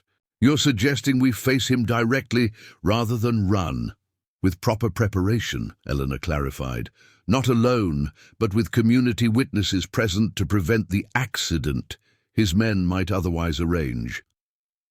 Mason nodded appreciatively at this approach. Territory folk understand family disputes, but they despise Eastern money throwing its weight around out here. Hayes's tactics will work against him if properly exposed. As the night deepened, their strategy took shape. Rather than waiting for Hayes to track them down or fleeing deeper into the wilderness, they would confront the situation proactively, establishing their legal standing while gathering community support that would make extra-legal methods too conspicuous to attempt. I'll ride to Millbrook tomorrow, Ethan decided. File our marriage certificate with the territorial office, register Eleanor's banking documents formally, and alert Sheriff Burke to potential trouble. Take our neighbor Collins with you, Mason suggested. Additional witness to your established situation here and another gun watching your back. I'll stay with Eleanor and the children while you're gone. Eleanor added her own element to the plan. I should write to Judge Harmon in Millbrook as well. He handled my banking arrangements when I first arrived, seemed a fair-minded man with no patience for manipulation of legal systems. Their strategy incorporated multiple layers of protection, legal documentation, community awareness, physical preparation, and contingency planning. By dawn, they had developed a comprehensive approach that balanced prudent caution with decisive action. As Ethan prepared for the journey to Millbrook, he found himself reflecting on the transformation of their relationship in the short weeks since Eleanor's arrival. What had begun as reluctant accommodation of his sister's matchmaking had evolved into genuine partnership, first through practical cooperation, then through legal marriage, and now through unified response to external threat. Eleanor approached, as he saddled his horse in the pre-dawn darkness, handing him a sealed letter for Judge Harmon and a small leather pouch. Bank drafts, she explained, as he weighed the unexpected item in his palm. Half of what I secured from the business sale. I'd like you to deposit them in our joint name while you're in Millbrook. The significance of this request wasn't lost on Ethan. Eleanor was entrusting him with substantial financial resources, the very assets her brother-in-law pursued so determinedly, and establishing legal connection that would make those assets in part of their shared marital property under territorial law. You're certain? He asked, understanding this represented far more than practical financial management. Eleanor met his gaze directly. I've made my choice, Ethan. I chose this homestead, this community, this partnership. Her voice softened. This family we're building. Whatever comes, we face it together, with all resources pooled, not held in separate reserve. In that moment, standing in the barn's shadowed interior, with danger approaching and difficult decisions ahead, something shifted irrevocably between them. The careful boundaries they had maintained, separate from their physical proximity and legal connection, dissolved in the face of shared purpose and mutual trust. Ethan found himself reaching for her hand, not from obligation or calculated gesture, but from genuine impulse. When their fingers intertwined, the contact carried meaning beyond words, acknowledgement that their practical arrangement had evolved into something neither had anticipated when they first agreed to Rebecca's scheme. I'll return by tomorrow evening, he promised. Stay close to the cabin. Mason knows every defensive position on this property. Eleanor nodded, her expression resolute despite the concern evident in her eyes. We'll be ready for whatever comes. As Ethan rode toward Millbrook with their neighbor Collins beside him, the weight of responsibility settled across his shoulders, not as burden, but as purpose. For the first time since Margaret's death, he found himself moving toward conflict rather than merely enduring circumstance, acting decisively to protect what he now recognized as precious beyond practical value. The family that had formed through convenience had become worth fighting for through choice. His choice, made freely without his sister's manipulation or frontier necessity driving the decision. Whatever happened in the coming confrontation with Thomas Hayes, that fundamental truth had already transformed everything. The journey to Millbrook tested both men and horses. January ice had transformed familiar trails into treacherous passages, requiring constant vigilance. Ethan and Collins travelled in watchful silence, alert for both natural hazards and the possibility of encountering Hayes' men on the road. "Never thought I'd find myself in the middle of an Eastern inheritance dispute," Collins remarked during a brief rest to water their mounts. A taciturn farmer who had established his homestead 2 years before Ethan's arrival, Collins rarely involved himself in neighbours' affairs. His willingness to accompany Ethan on this mission spoke to the frontier code that valued community protection over individual isolation. "Nor I," Ethan agreed, scanning the ridgeline above them for movement, "though I suppose I invited it when I married Eleanor." Collins adjusted his rifle across his saddle. "Seems to me you got more than you bargained for there, Caldwell. Not just a housekeeper, but a woman with substance." The observation, delivered without sentiment, echoed Ethan's own evolving assessment. Eleanor had presented herself as a practical partner, yet demonstrated layers of character, resourcefulness, strategic thinking, fierce protectiveness that transcended mere domestic capability. They reached Millbrook by mid-afternoon, the small settlement quiet under winter's grip. Only the general store, saloon, and sheriff's office showed signs of regular activity. Ethan headed directly to the territorial administrative office, where a bored clerk reluctantly abandoned his stove-side position to assist them. "Marriage certificate, bank drafts, property notation," the clerk muttered, stamping documents with mechanical efficiency. "Unusual volume of paperwork for a homesteader, Caldwell." "Unusual circumstances," Ethan replied without elaboration. The clerk's interest visibly sharpened. Would these circumstances relate to the gentleman from Ohio asking after a widow and twin girls? At Ethan's cautious nod, he continued, "Thought as much. They've been quite insistent, waiving legal papers and offering rewards. Made quite an impression at the saloon." "What's your assessment of these men?" Ethan asked, testing the clerk's sympathies. The clerk glanced around the empty office before lowering his voice. "Between us, Eastern money throwing its weight around. Hayes talks about family concern, but his eyes say business. His men have the look of those who solve problems permanently when enough dollars are offered." He stamped the final document with particular force. "Territories seen their type before usually end up leaving disappointed when they discover our communities protect their own."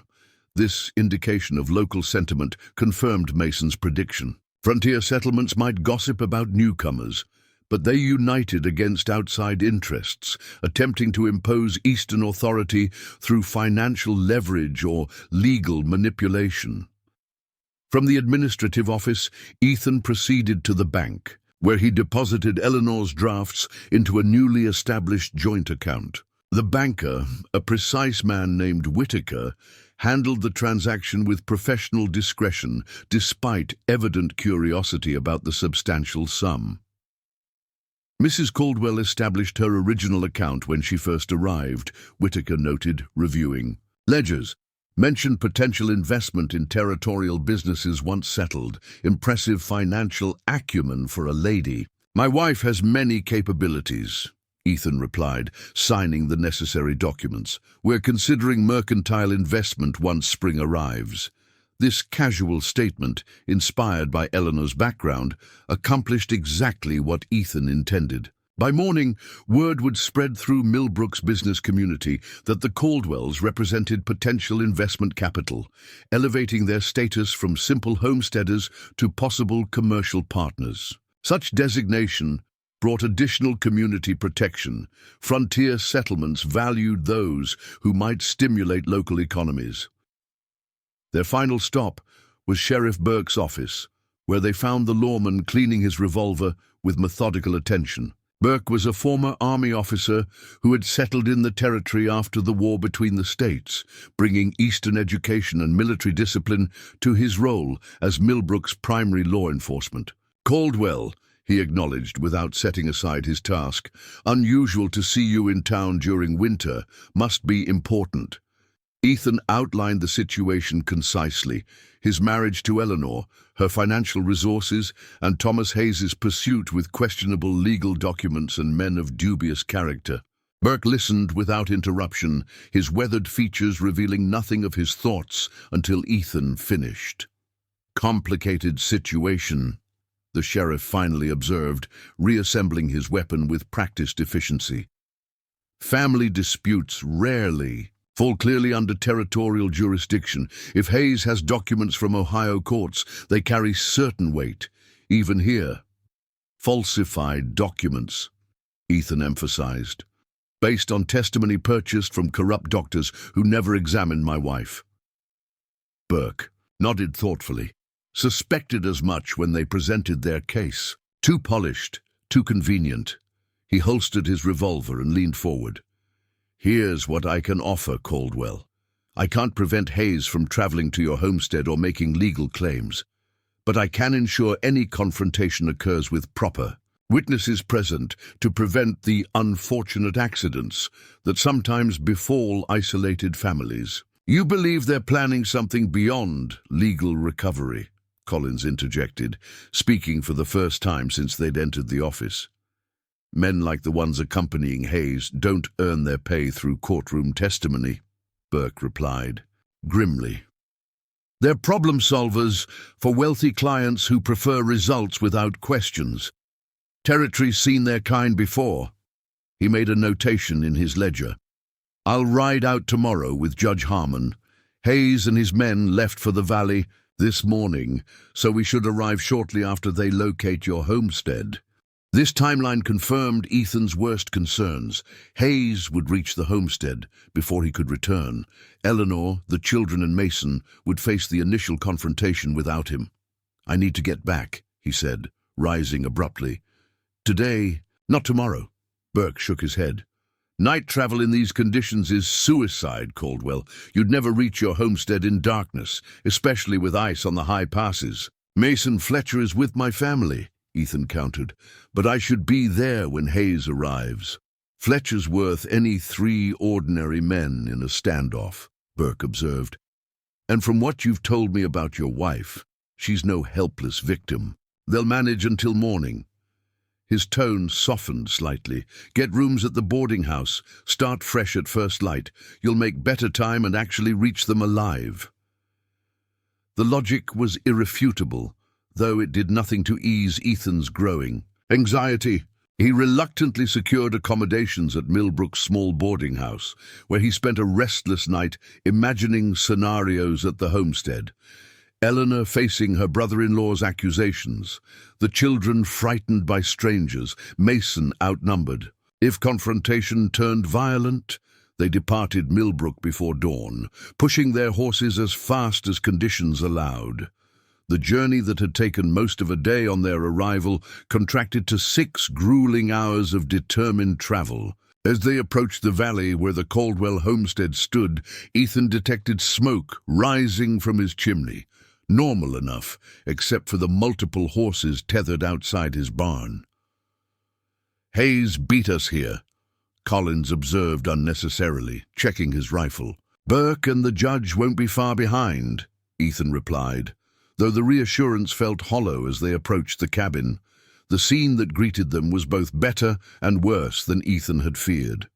No violence had erupted, but clear tension permeated the homestead. Mason stood on the porch, rifle visible but not aimed, watching 4 men clustered near their horses. Through the window, Ethan glimpsed Eleanor inside with the children, her posture protective as she kept them at the cabin's far side. As Ethan and Collins dismounted, a well-dressed man separated from the group. His resemblance to Eleanor was subtle but unmistakable. Something in the set of his jaw and the directness of his gaze marked them as family by marriage, if not blood.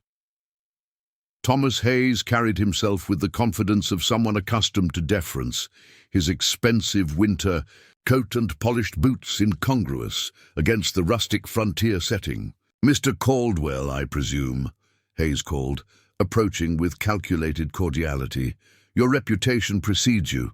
I'm Thomas Hayes, here regarding a family matter concerning my nieces."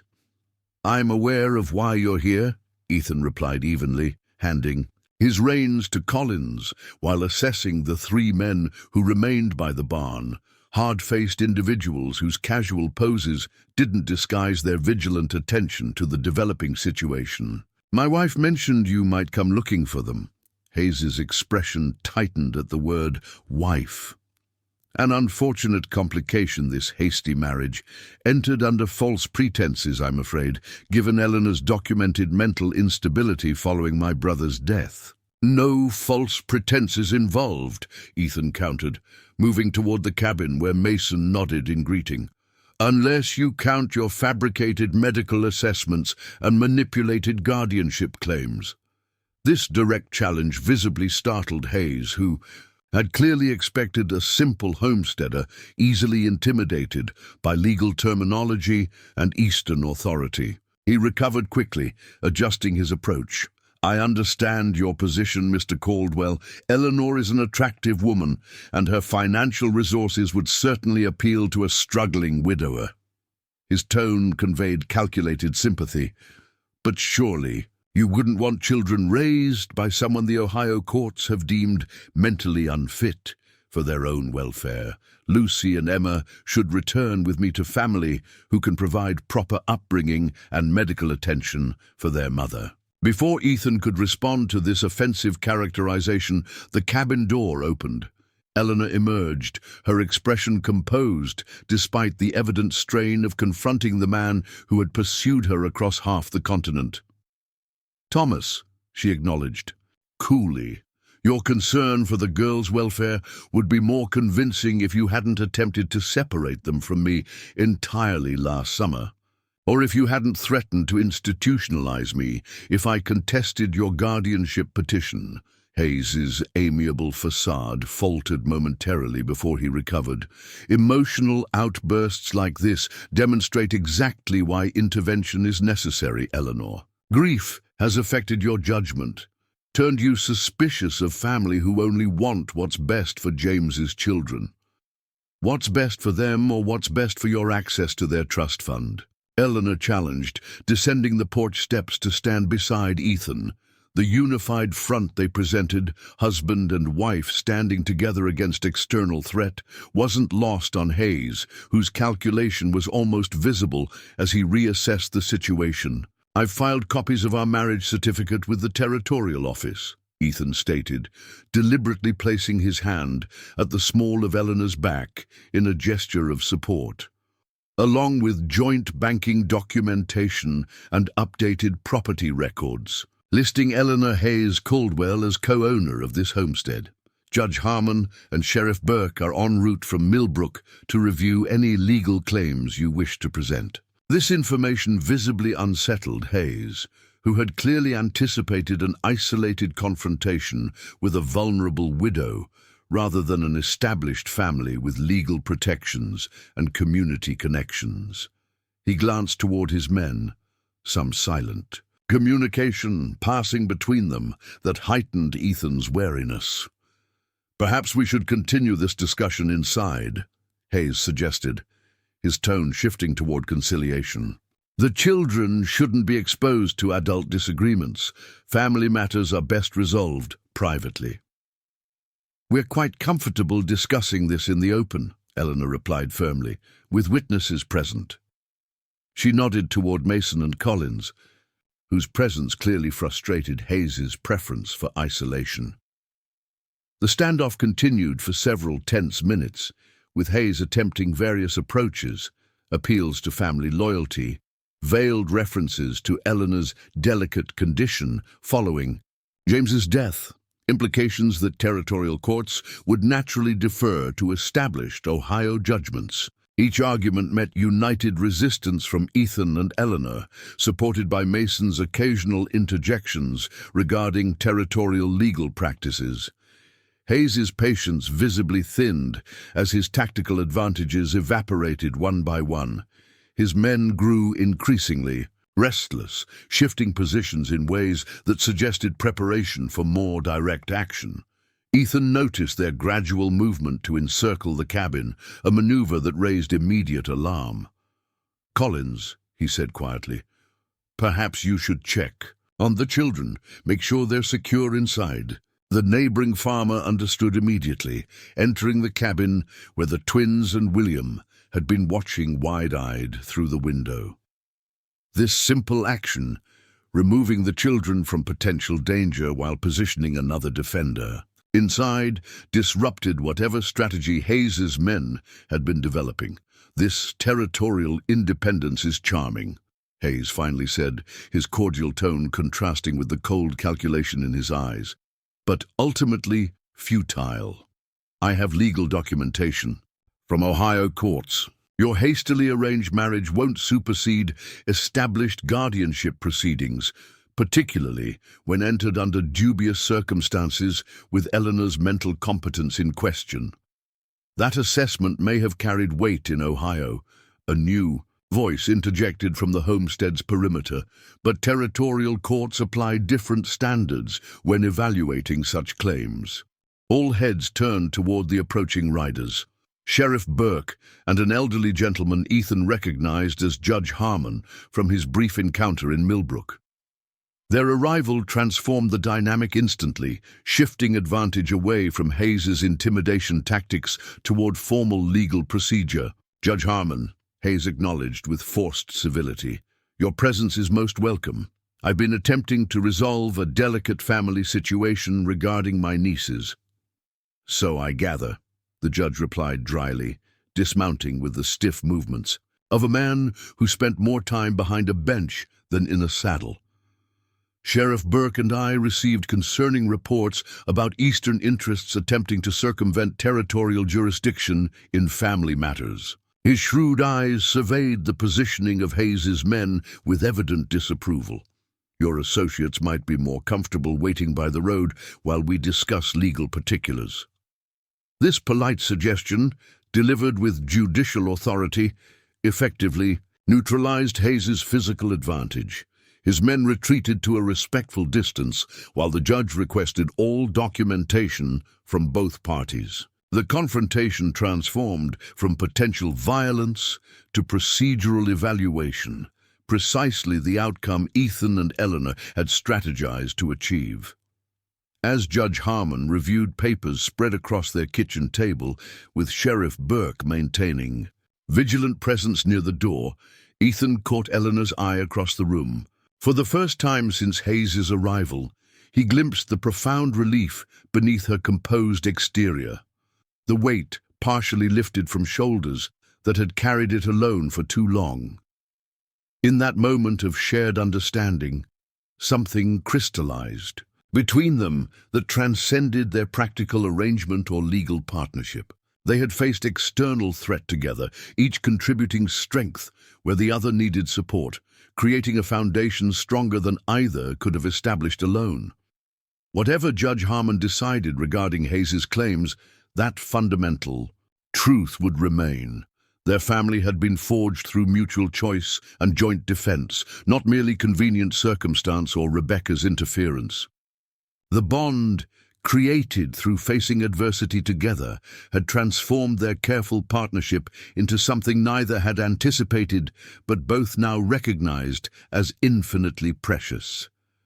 Judge Harmon studied the documents spread before him with methodical attention, occasionally removing spectacles to polish them while considering particularly troubling passages. The cabin had grown quiet, with Hayes seated opposite the judge, maintaining an air of Eastern sophistication that seemed increasingly out of place among the frontier furnishings.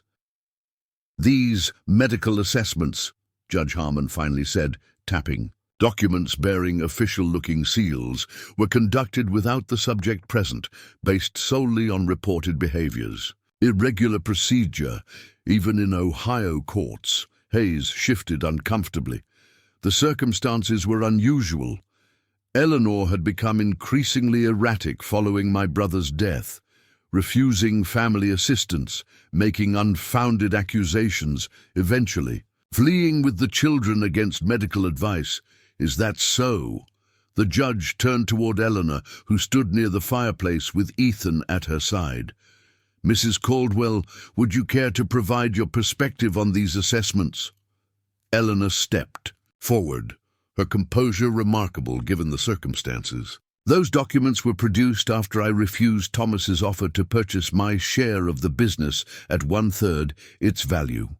When financial manipulation failed, he attempted to gain control through other means, suggesting to family friends that grief had unbalanced my mind, that the children would be better served under his guardianship.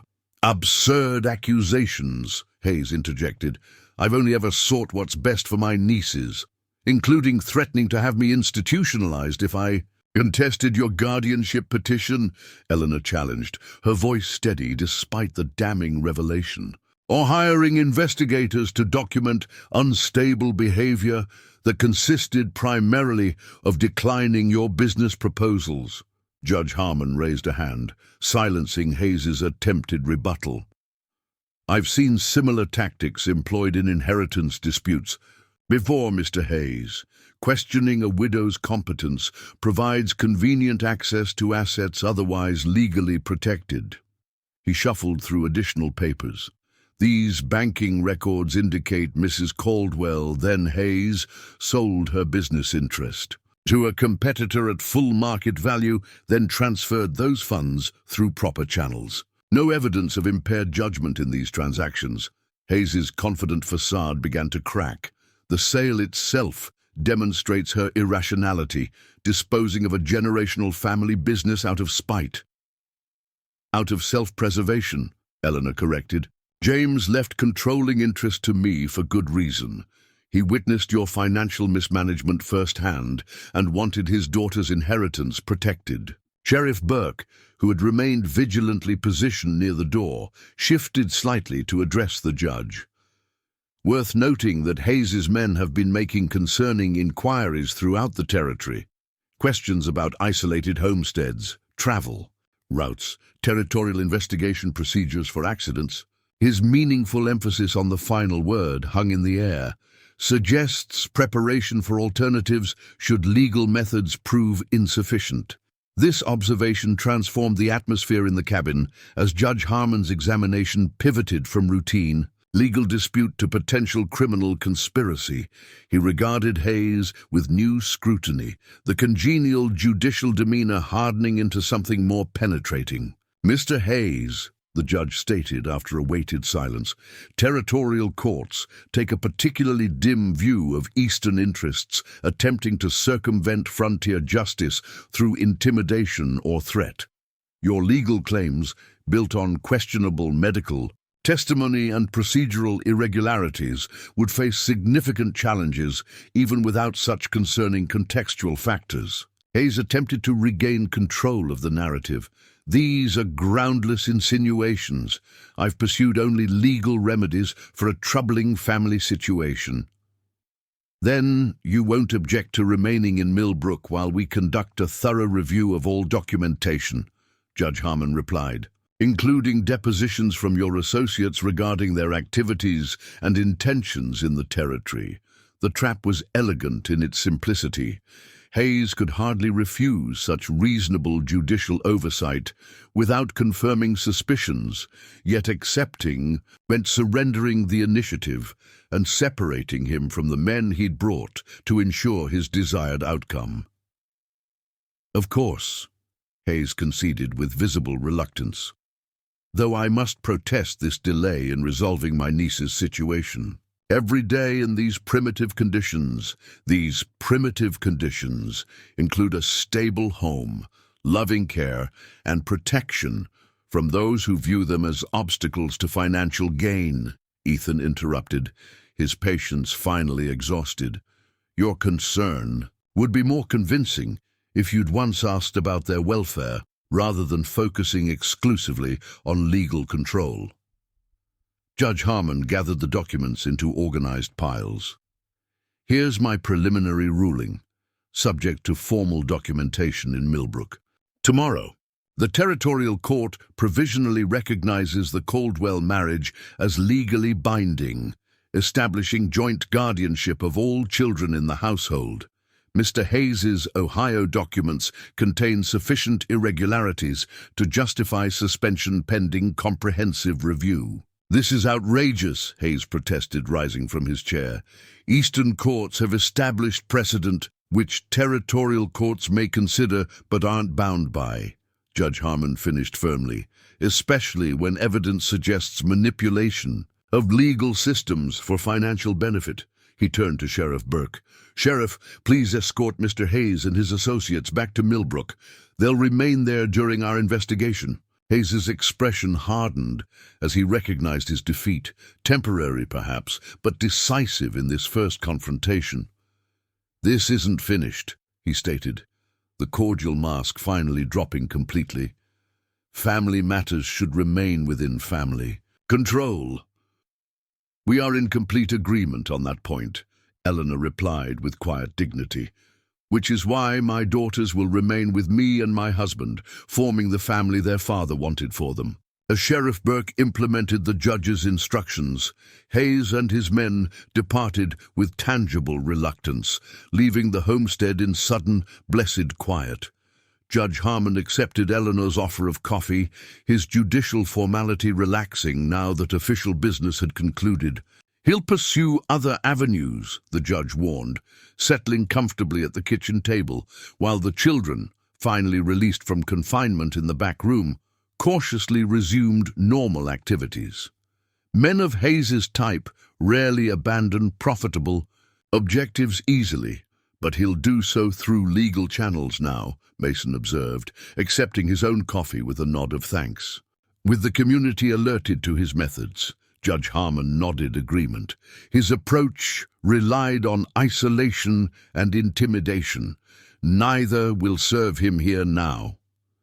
He regarded Eleanor with grandfatherly approval. You've established impressive foundations.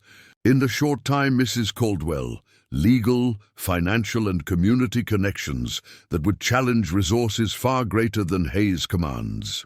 We built those foundations together, Eleanor replied, her hand finding Ethan's in a gesture that had become increasingly natural, each contributing what the other lacked. After the judge departed for his return to Millbrook, the Caldwell family gathered around their fireplace, the children processing the day's events through innocent questions that Eleanor answered with age-appropriate honesty. The twins seemed remarkably untroubled by their uncle's appearance, having been sheltered from understanding the true nature of his visit. "Is Uncle Thomas angry with you, Mama?" Lucy asked, her small face serious as she helped arrange kindling. "And for the evening fire, Uncle Thomas and I disagree about certain important matters," Eleanor explained carefully, "but Judge Harmon is helping us resolve those disagreements properly. Will we stay here with Mr. Caldwell and William?" Emma prompted, the question revealing what truly concerned the children. "Yes," Eleanor assured them, drawing both girls into a gentle embrace. "This is our home now. We're a family together." The simple declaration carried profound weight given the day's events. What had begun as convenient arrangement evolved through practical partnership and been formalized through legal necessity had finally transformed into genuine family bonds, connections forged through shared purpose and mutual protection. Later, that evening, after the children were finally asleep, their excited recounting of the day's adventure eventually yielding to exhaustion, Ethan and Eleanor sat before the dying fire, the homestead secured for the night with Mason keeping watch, from the barn loft as additional precaution. "How are you truly?"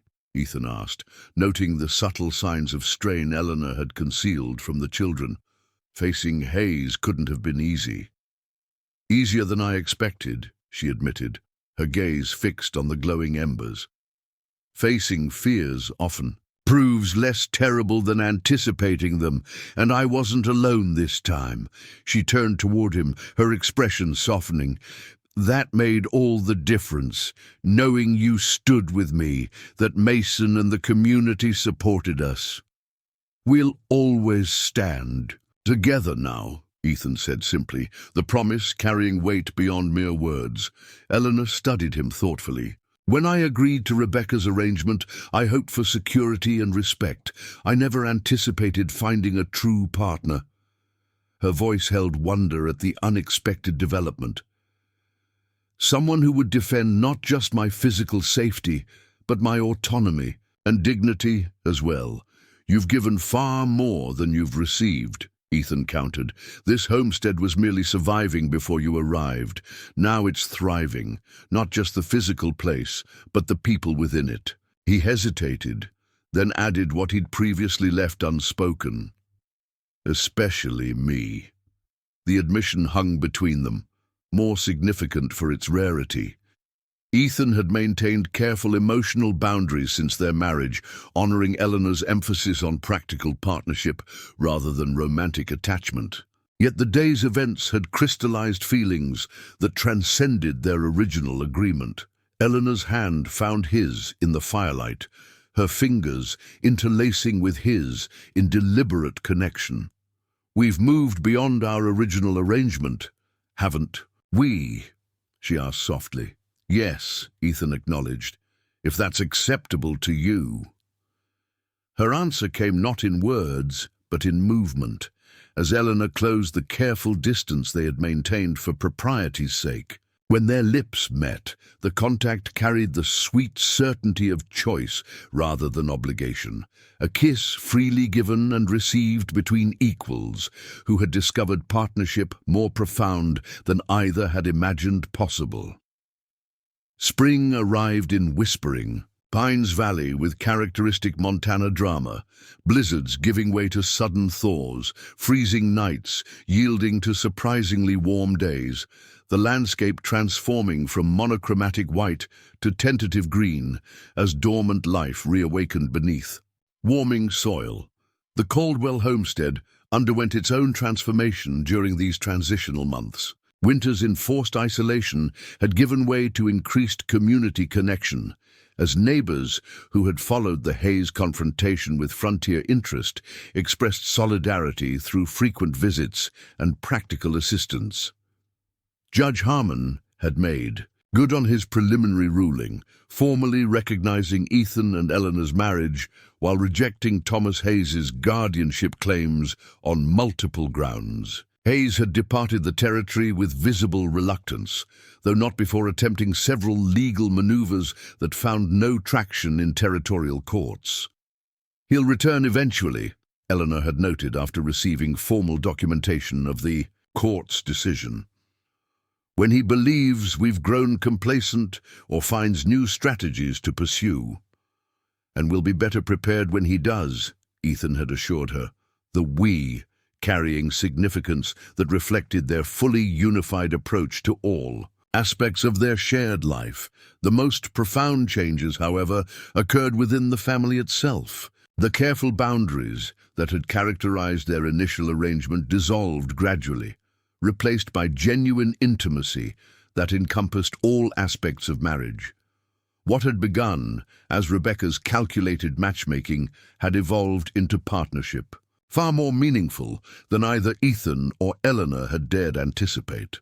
On a particularly fine April morning, with frost still clinging to shadowed areas while sunlight warmed the emerging garden beds Eleanor had established, Mason arrived with his wagon laden with lumber and supplies. "Thought you might want to start on that addition we discussed," he announced without preamble, already unloading materials with characteristic efficiency. "Growing family needs growing space." The reference to their expanding family brought a smile to Eleanor's face as she emerged from the cabin, her hand resting briefly on the subtle curve now visible beneath her apron. The child expected in late summer represented final transformation of their practical arrangement into something permanent and precious, physical embodiment of the love that had developed between them. "You're determined to be part of this construction, aren't you?" Ethan observed, helping unload heavier beams while William and the twins excitedly examined the pile of fresh lumber. "Someone has to make sure it's done properly," Mason replied with gruff affection. "Besides, I've got a personal investment in this family's well-being." That investment had become increasingly apparent as Mason integrated himself into their daily lives, not merely as neighbor or mentor, but as honorary grandfather to all three children. His initially reserved manner had softened considerably, particularly around the twins, who had claimed the elderly bachelor's heart with their earnest questions and solemn offers to help with important ranch business. As the men began marking foundation placement for the addition that would expand their living space, Eleanor supervised the children in preparing the vegetable garden.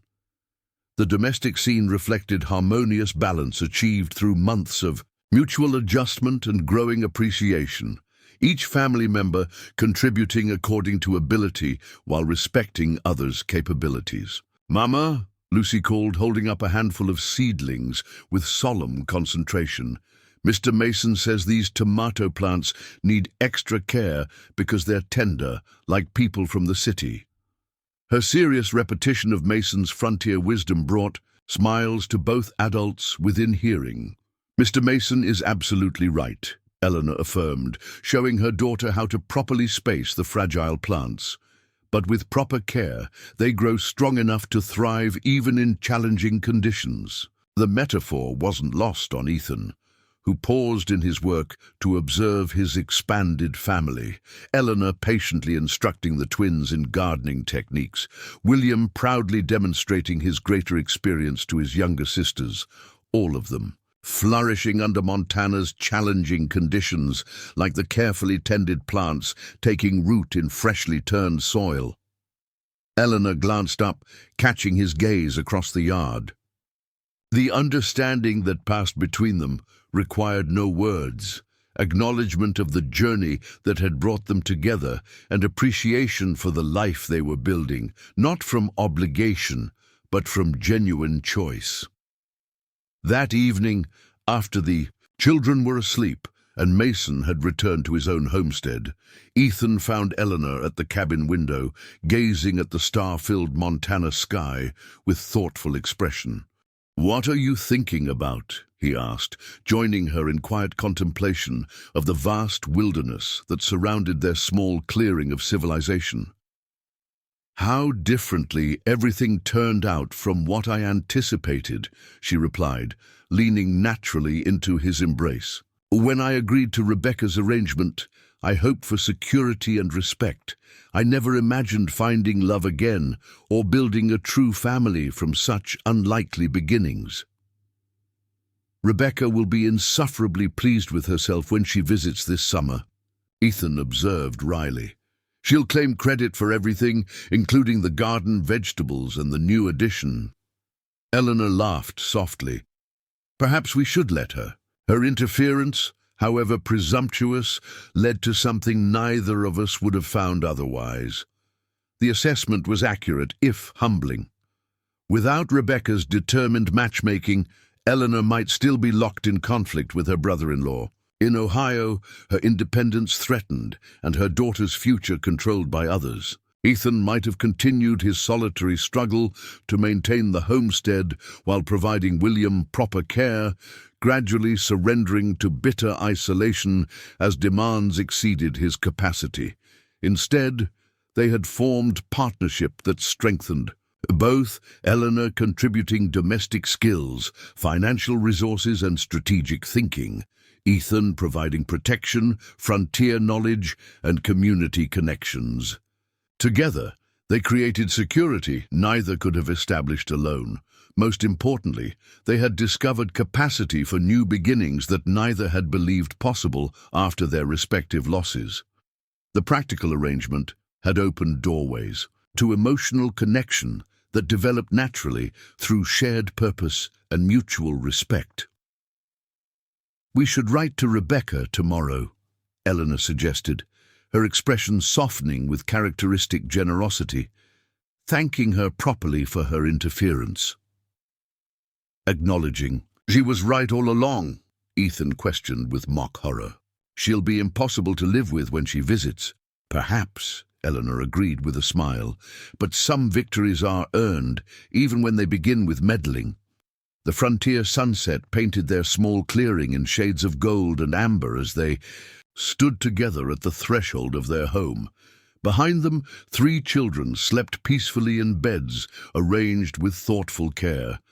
Before them stretched wilderness, gradually yielding to their combined efforts, fields prepared for planting, fences mended against winter damage, foundations laid for expansion. What had begun with unexpected discovery, a mail-order bride sleeping in a barn with twin daughters, had transformed into something neither Ethan nor Eleanor could have scripted or anticipated. Their marriage of convenience had yielded genuine partnership founded on respect, developed through shared adversity, and ultimately blossoming into love that encompassed not just their original families, but the new life growing between them. As darkness settled over Whispering Pines Valley, Ethan and Eleanor Caldwell turned from the window toward their shared future. Not the future either had planned or expected, but one infinitely more meaningful for having been chosen deliberately day by day through challenge and discovery, until what began as arrangement had transformed into their heart's true home. Up next, you've got 2 more standout stories right on your screen. If this one hit the mark, you won't want to pass these up. Just click and check them out. And don't forget to like, subscribe, and turn on the notification bell so you don't miss any upload from us.